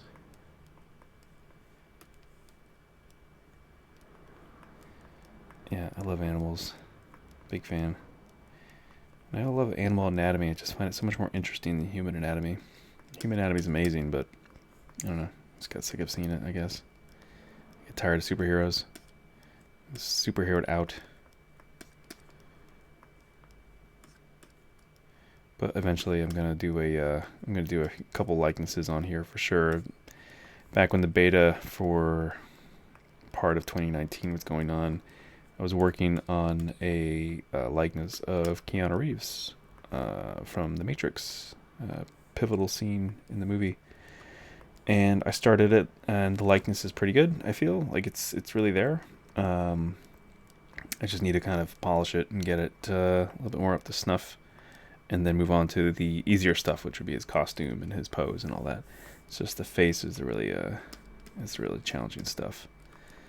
Then during Comic-Con, I was lucky to be invited to do a little demo like this there. Just definitely not enough time for a solid likeness though, but I started working on John Krasinski for a piece that I also have in the back burner of my mind for kind of a tribute piece from A Quiet Place, because I love that movie, and I thought it was so cool how he and his wife played husband and wife in the movie as well, and yeah, I just thought it was a great movie. I really enjoyed it, and I'm looking forward to the second one, hoping that they can pull it off again and figure out a cool way to keep his characters going.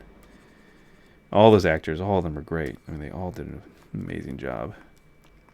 I love that he had an actual deaf actress play his deaf daughter. That was really cool too. Brought a certain level of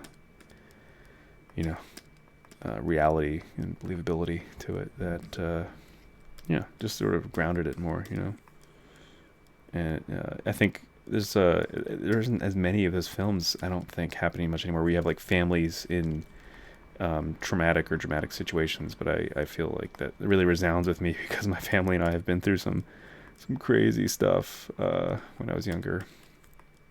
And I think people who've gone through some traumatic events with their families can really relate to films like that. Or there's that other beautiful film by J.A. Bayona called The Impossible. It's a true story about a Spanish doctor, and her husband and kids who survived the Indonesian tsunami of, was it 2012, I think? Something like that.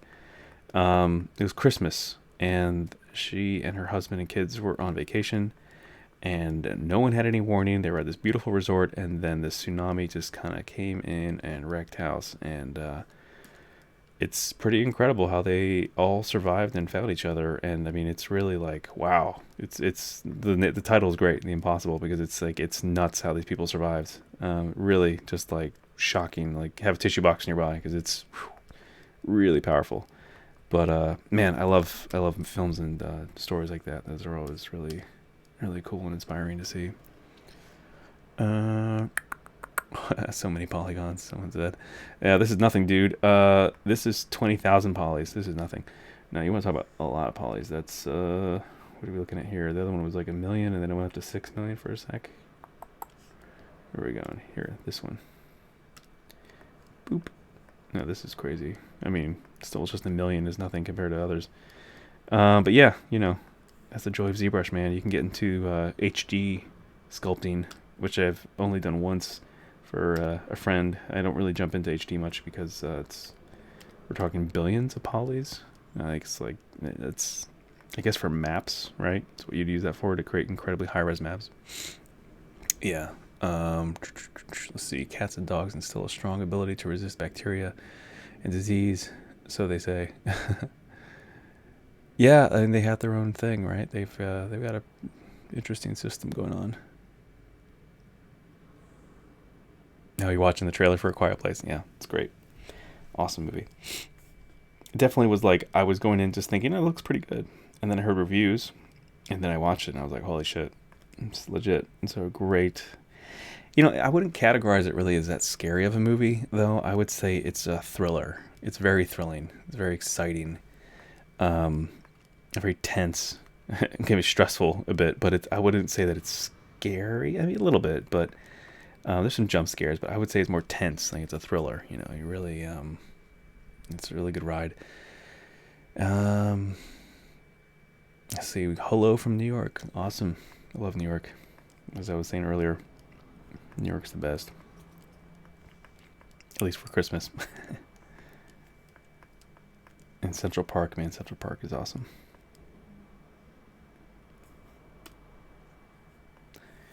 I'm thinking about going to New York for this holiday and hang out a little bit there. Be cool.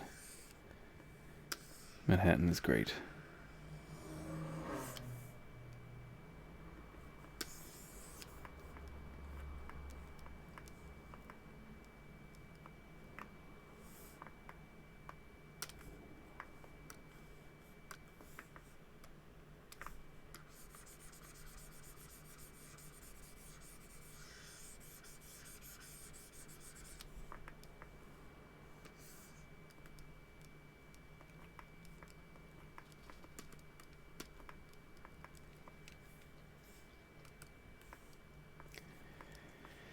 Alright, actually, shoot. Let's polygroup this quick so that I forgot to, should subdivide here a little bit and get this denser so that when I project the other one, the higher res one, it actually can get that detail back.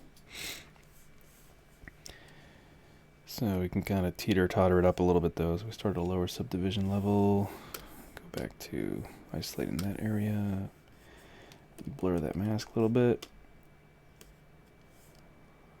Man, it's kind of cool too how it smooths it out. Actually, I like the smoothness of it, but it needs a little bit more definition too. So this might be the best of both worlds. Man, because yeah, it really gives that the main that kind of flow. It kind of gives it that like that grandeur. Let's see here. All right. And project. Oh, that's right. In 2020, we got a whole new little setup here.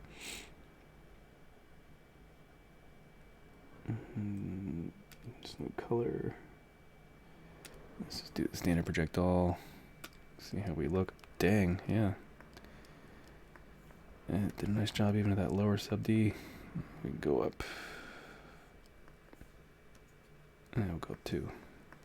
And go again. Project all.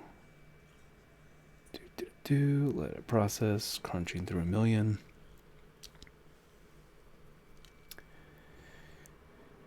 Angelio, you're in New York. Where in New York? Are you in Manhattan? Or in New York State? You're in Brooklyn.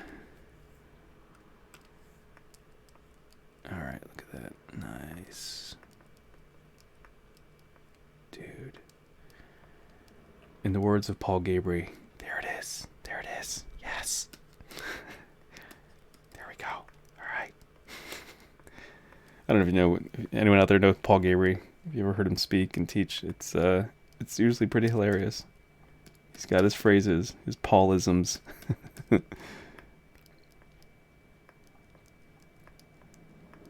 I like cheesy humor. I'm a sucker for it, so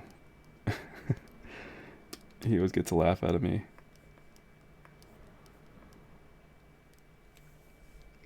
He also would do like hilarious things with I remember one time he was trying to teach he was teaching ZBrush, and he was doing an example with like a jet fighter of some type, and he did the Top Gun. Was it Highway to Danger? I forget what he was singing, or just the theme. But then he would he would sing it as he was like rudimentally like animating the jet flying across the screen. Oh my god, it's hilarious. It's just ridiculous, but you know, dad joke kind of level humor. But God, I found it hilarious. Paul's a man.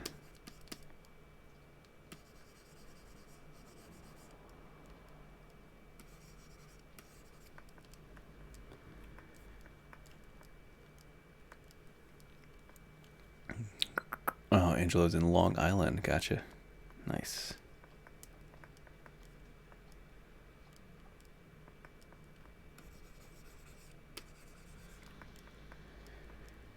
What do you do in Long Island? Do you do a lot of sculpting? Do you work in ZBrush professionally, or are you a hobbyist, or are you in other areas of the creative world?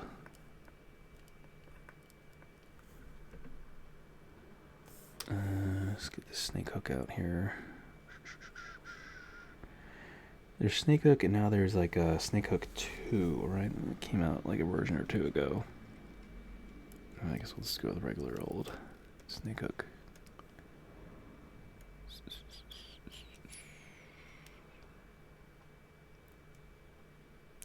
CBN3D says, I knew a girl in Valley Stream. I don't know. Where's that? Is that New York? Valley Stream? I was in school with Animation Mentor School learning animation. Nice. Yeah, Animation Mentor. That's if I remember correctly, they have a pretty good program, right? I've heard a lot of people like it. I like learning that way. It's rather effective.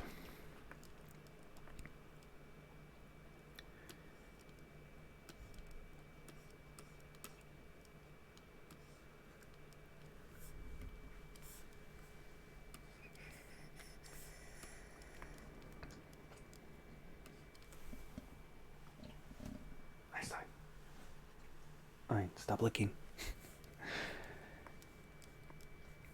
My dog's name is Einstein, so yeah, that's who I'm talking to.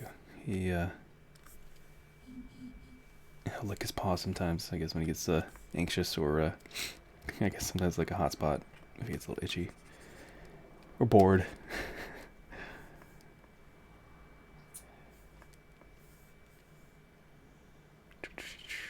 Okay, yeah, so it is in Long Island. Cool. Valley Stream.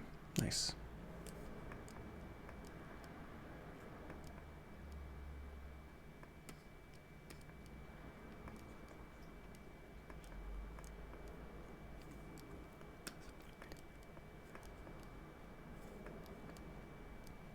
I'm trying to remember, because I'm a sucker for like older I don't know, I love like classic movies and stories, and so they remade Sabrina, which was this Audrey Hepburn movie back in the day, and they remade it with Harrison Ford, Greg Kinnear, and Julia Ormond. It's a classic, a modern day retelling classic, I think. And it's witty, it's funny, it's like kind of movie they don't really make anymore, but I loved it. And aren't they running around Long Island in some areas, in like Martha's Vineyard or something in that movie? And they mention a couple different locations, and I'm like, man, these places are beautiful. But I know there's a lot of variants out there too. Well, Angelino's, you do have ZBrush, great program, yeah. Questions. Let's see.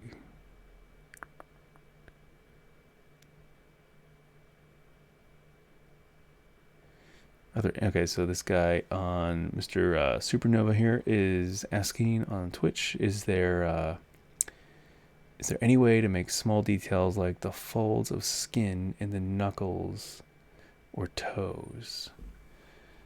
Yeah, so you're talking about like the wrinkles, where the knuckles bend, right?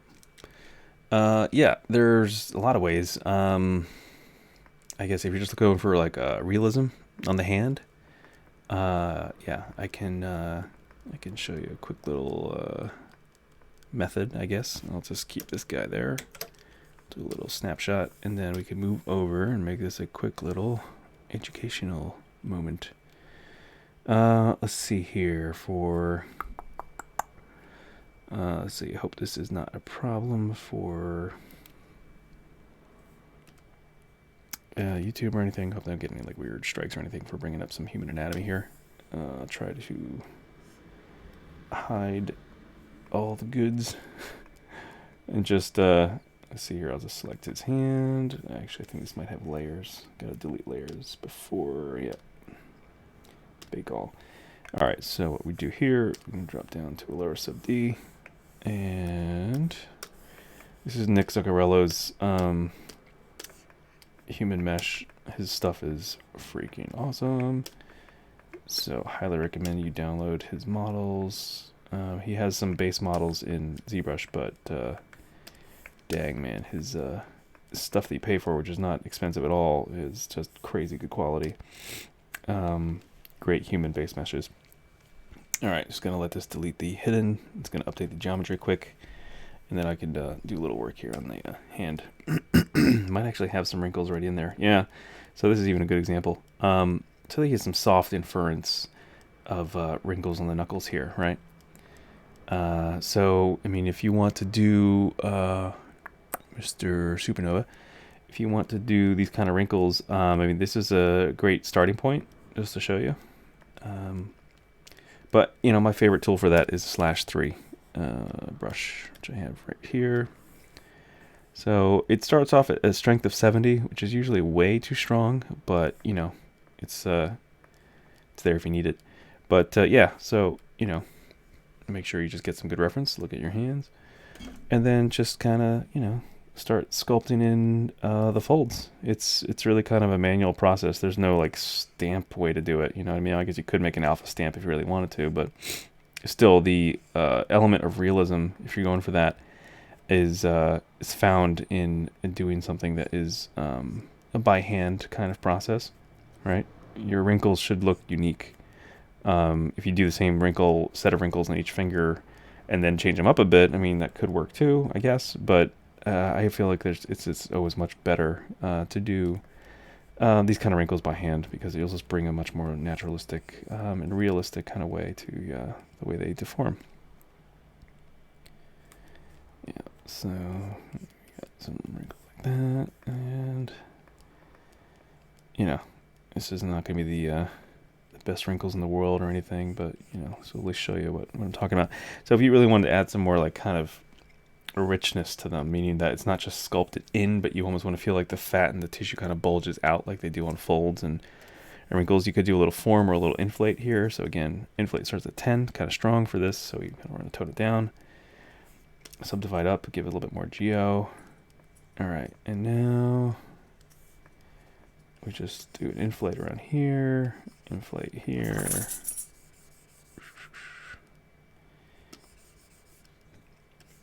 So you want to puff up these areas where they're being compressed, right? Areas of compression. So when you're okay, I found this. Okay, yeah, Siri, I wasn't talking to you. That's weird.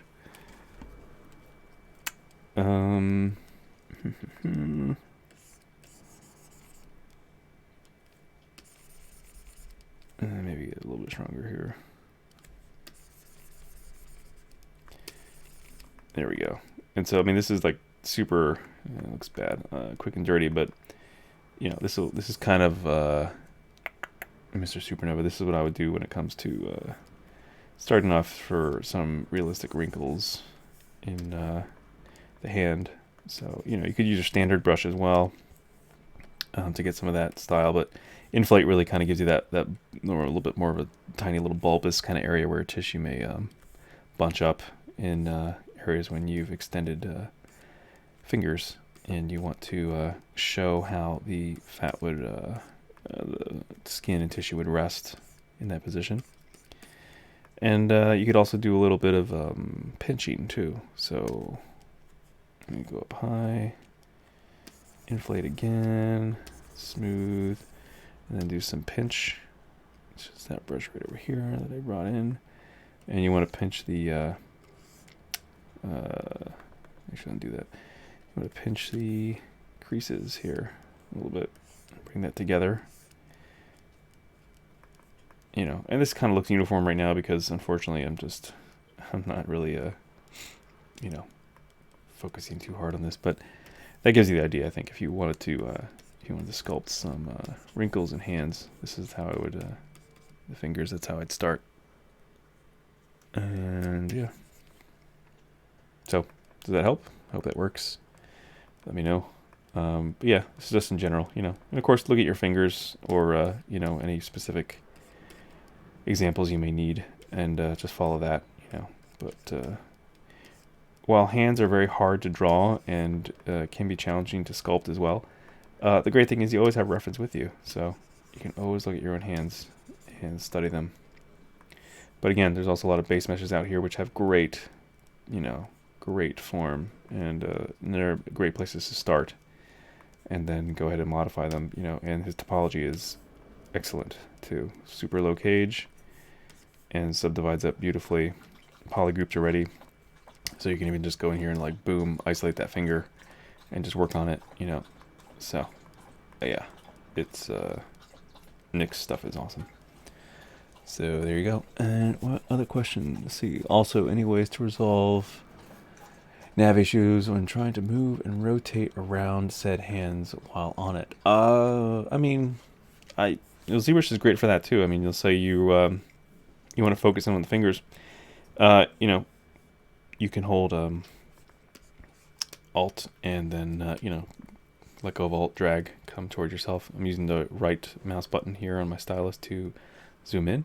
So whenever you right click on an area, that becomes the focal point of your mesh. Now you have to make sure you have local here turned on, because if you don't, wham, they're going away because we're so close, and it's zeroing out this to world space. Okay, so right now I'm clicking right and moving around, and this is rotating around world space. Even though I'm putting my cursor right here on his wrist, it's ignoring where my cursor is and just putting that to world.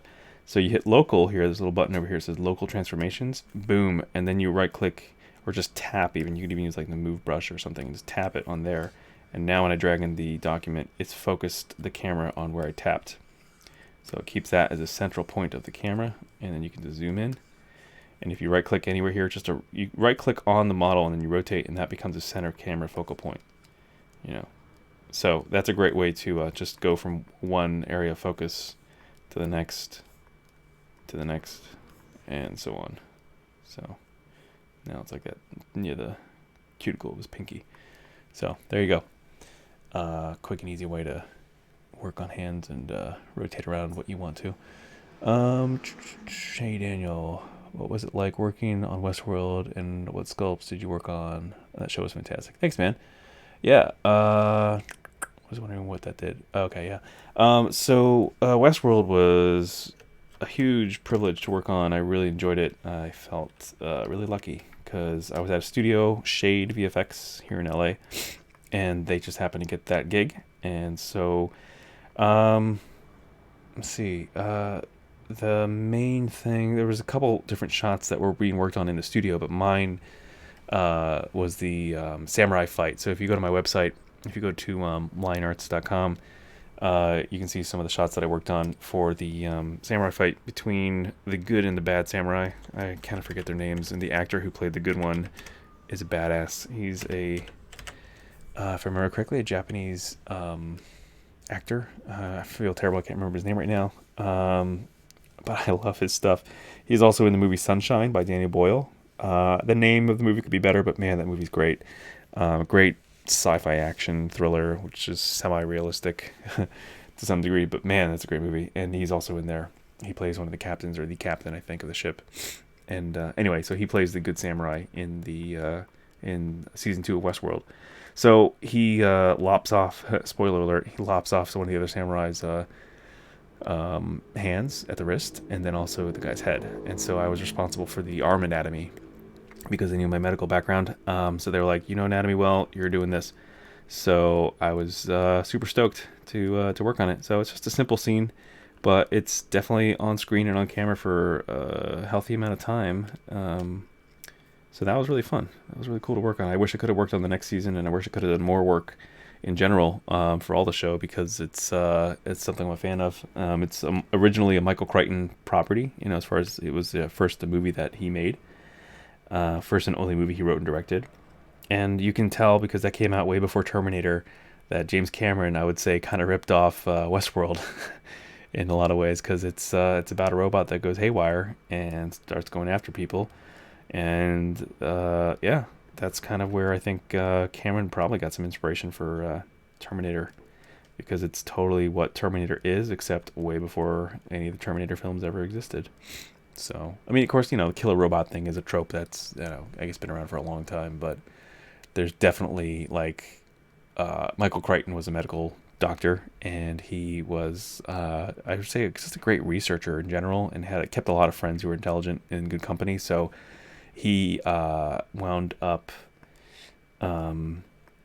he wound up doing a lot of research. And if you look up the story of like how they developed certain techniques for the look in the original Westworld, it was like a thermal vision that the killer robot had, and he wanted to show it accurately, like the way a thermal camera would show that kind of visual information. So because that's how I work too. I love looking at realistic, approaches to things as much as I can, or grounding that. And so I was just really impressed by how he stuck to his guns. He's like, no, we want to do this, and we want to have this look like this. So he found people, and I think the story goes that he found this guy who was like a former JPL, or he talked to people at JPL about it. That's what it was, because they had some thermal cameras, and they were like the only ones in the country that had the technology at the time. And then he asked them what it would cost to like shoot certain scenes with that camera, and it was like astronomical. And then he found some guy who knew how to like do it. Either he had similar camera technology, or he could fake it really well. I forget how it worked, but it was a very manual process. I remember. I think he was faking it, but it was still a fraction of the cost, and it still wound up looking the same. So he did that, and it took this guy, I think, months and months, and it took him forever to kind of do just a few minutes of this kind of thermal vision camera look, pixelated kind of look, of people, of the robot looking at people. So you're seeing through the robot's eyes, just like in Terminator, except it's not thermal; it's just a red tone, probably because it's easier to do that. And then his, I think Terminator's like camera kind of like zeroes in on different people, and kind of outlines their shapes. But yeah, Westworld, the original Westworld is it's a trip, man. I didn't know if I would enjoy it, but then I went and watched the whole thing, and I was like, it was pretty cool. When you think about it, was made back in the 70s. It was pretty bleeding edge. I think Crichton was really just ahead of his time. He's kind of that perfect mix of science and art, like writing and creativity and real science. And I really miss his books. One that was finished off by another author, which I highly recommend, is called Micro. And the director from this previous movie called Kon-Tiki, and he did some other big movies I can't remember right now, but this guy was scheduled to direct Micro. It's basically, Micro's like Honey, I Shrunk the Kids for adults in the tropics. Like it's pretty awesome. So apparently they're working on that, and it's been in development hell for a little bit now. But if they get a good script out of the novel, and the novel's pretty good, it should be a pretty awesome movie. So think like Honey, I Shrunk the Kids adventure in a rainforest with graduate students instead of kids. So it's a little bit more mature. And although Honey, I Shrunk the Kids is great, I think they have a lot of good like family drama when the kids are in that miniature, the micro world. But man, Crichton's book, Micro, it's pretty freaking awesome. I gotta say, overall, it's really fun, and it gets kind of like brutal and grotesque too, as like certain people die in grisly ways, and it's all done at the scale of like an insect, like fungus takes over people's bodies after they die, like really quickly. It's just again like genius ideas of, if you took certain characters that are moderately interesting and drop them into fascinating scenarios, just how exciting that scenario can become. It's pretty cool. And that's what Crichton, I think, was kind of a master of, was creating really fascinating scenarios, almost like the way a scientist would drop a rat in a maze and then just let them go. It's kind of how Crichton seemed to work in a lot of ways, but it was a really great structure. Supernova's asking about medical background. Yeah, sorry, I don't want to sound like a broken record for anybody who knows this about me already. But yeah, my parents encouraged me to go into medicine instead of arts originally, because my dad never got to be a doctor, and he, I think, really wanted to see me succeed at that, because I think part of him obviously would just love to see it through my eyes. And so I did that for about like 6-ish years. I worked 2 years in an ER, one of our top 50 in the country, which I was really honored to be a part of. And then 2 years in the ER, and then 4 more years really in geriatric care, like in-home nursing care. So I went from acute, which is like short, quick bursts, to chronic, which is long-term care. And both always ended in death and sadness. I mean, not always, but obviously geriatric care, they're headed in one direction. ER was hit or miss. Sometimes they'd make it, sometimes they wouldn't. But that was really rough, and so that's why I got out of it, because I saw enough death and suffering to last me a lifetime, and I'm eternally grateful for the experiences I had, and I would never not want to have had them.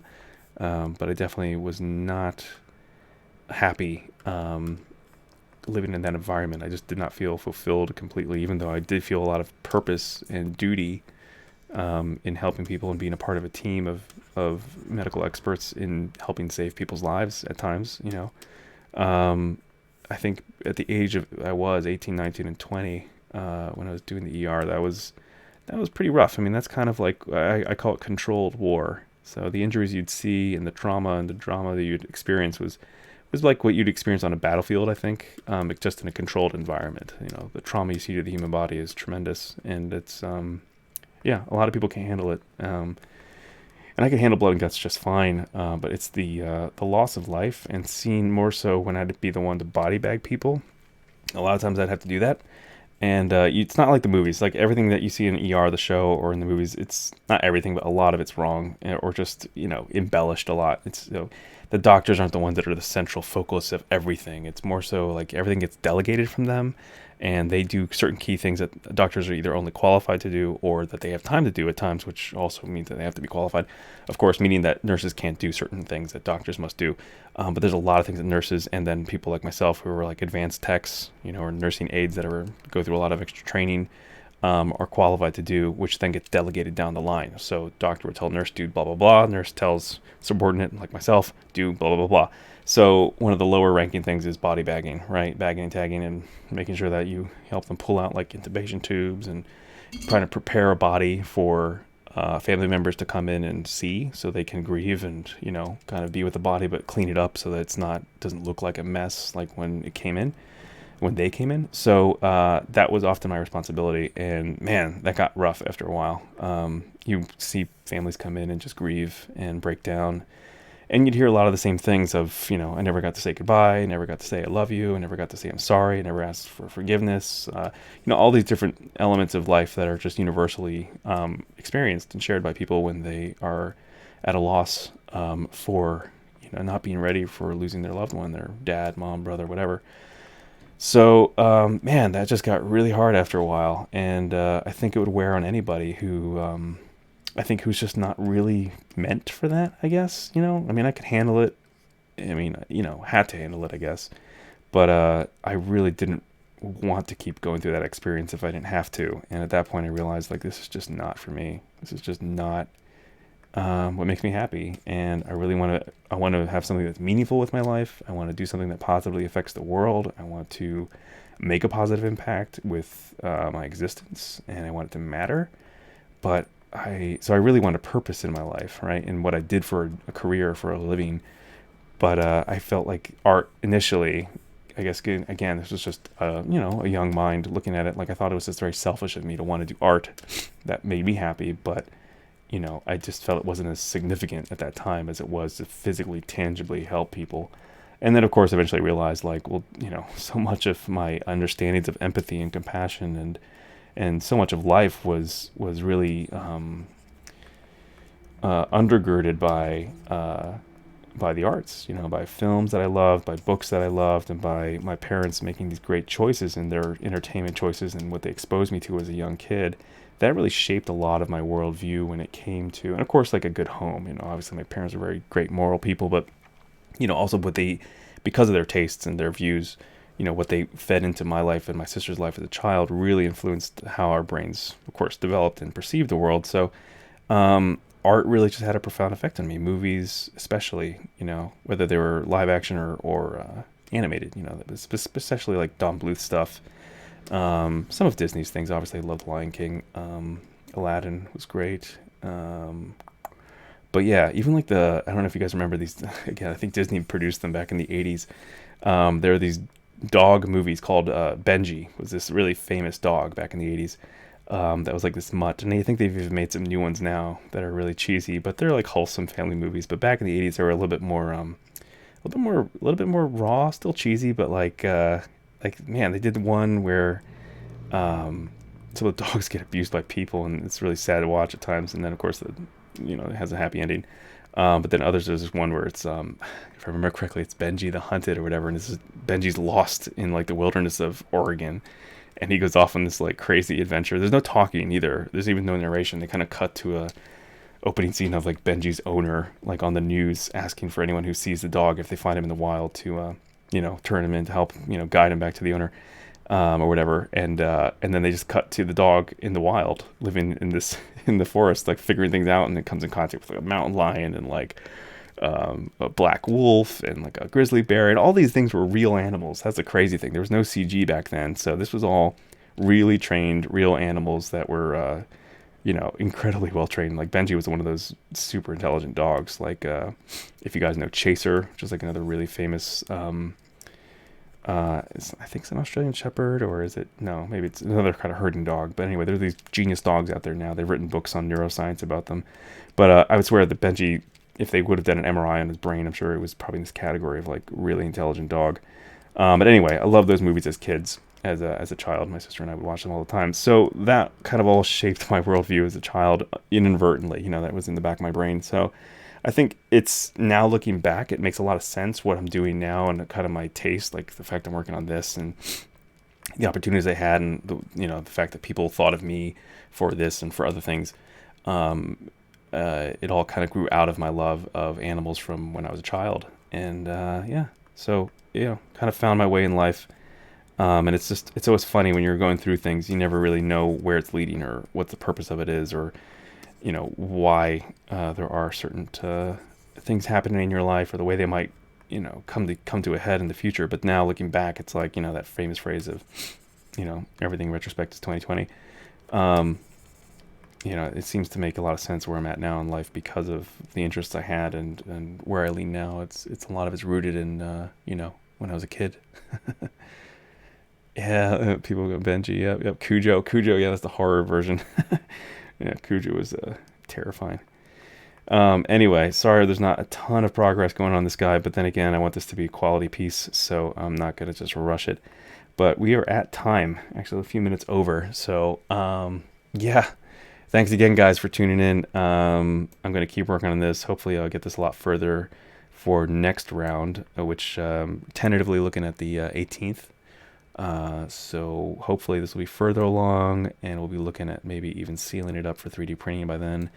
Or if not, we'll just keep working on it from here. But yeah, thanks everybody for tuning in.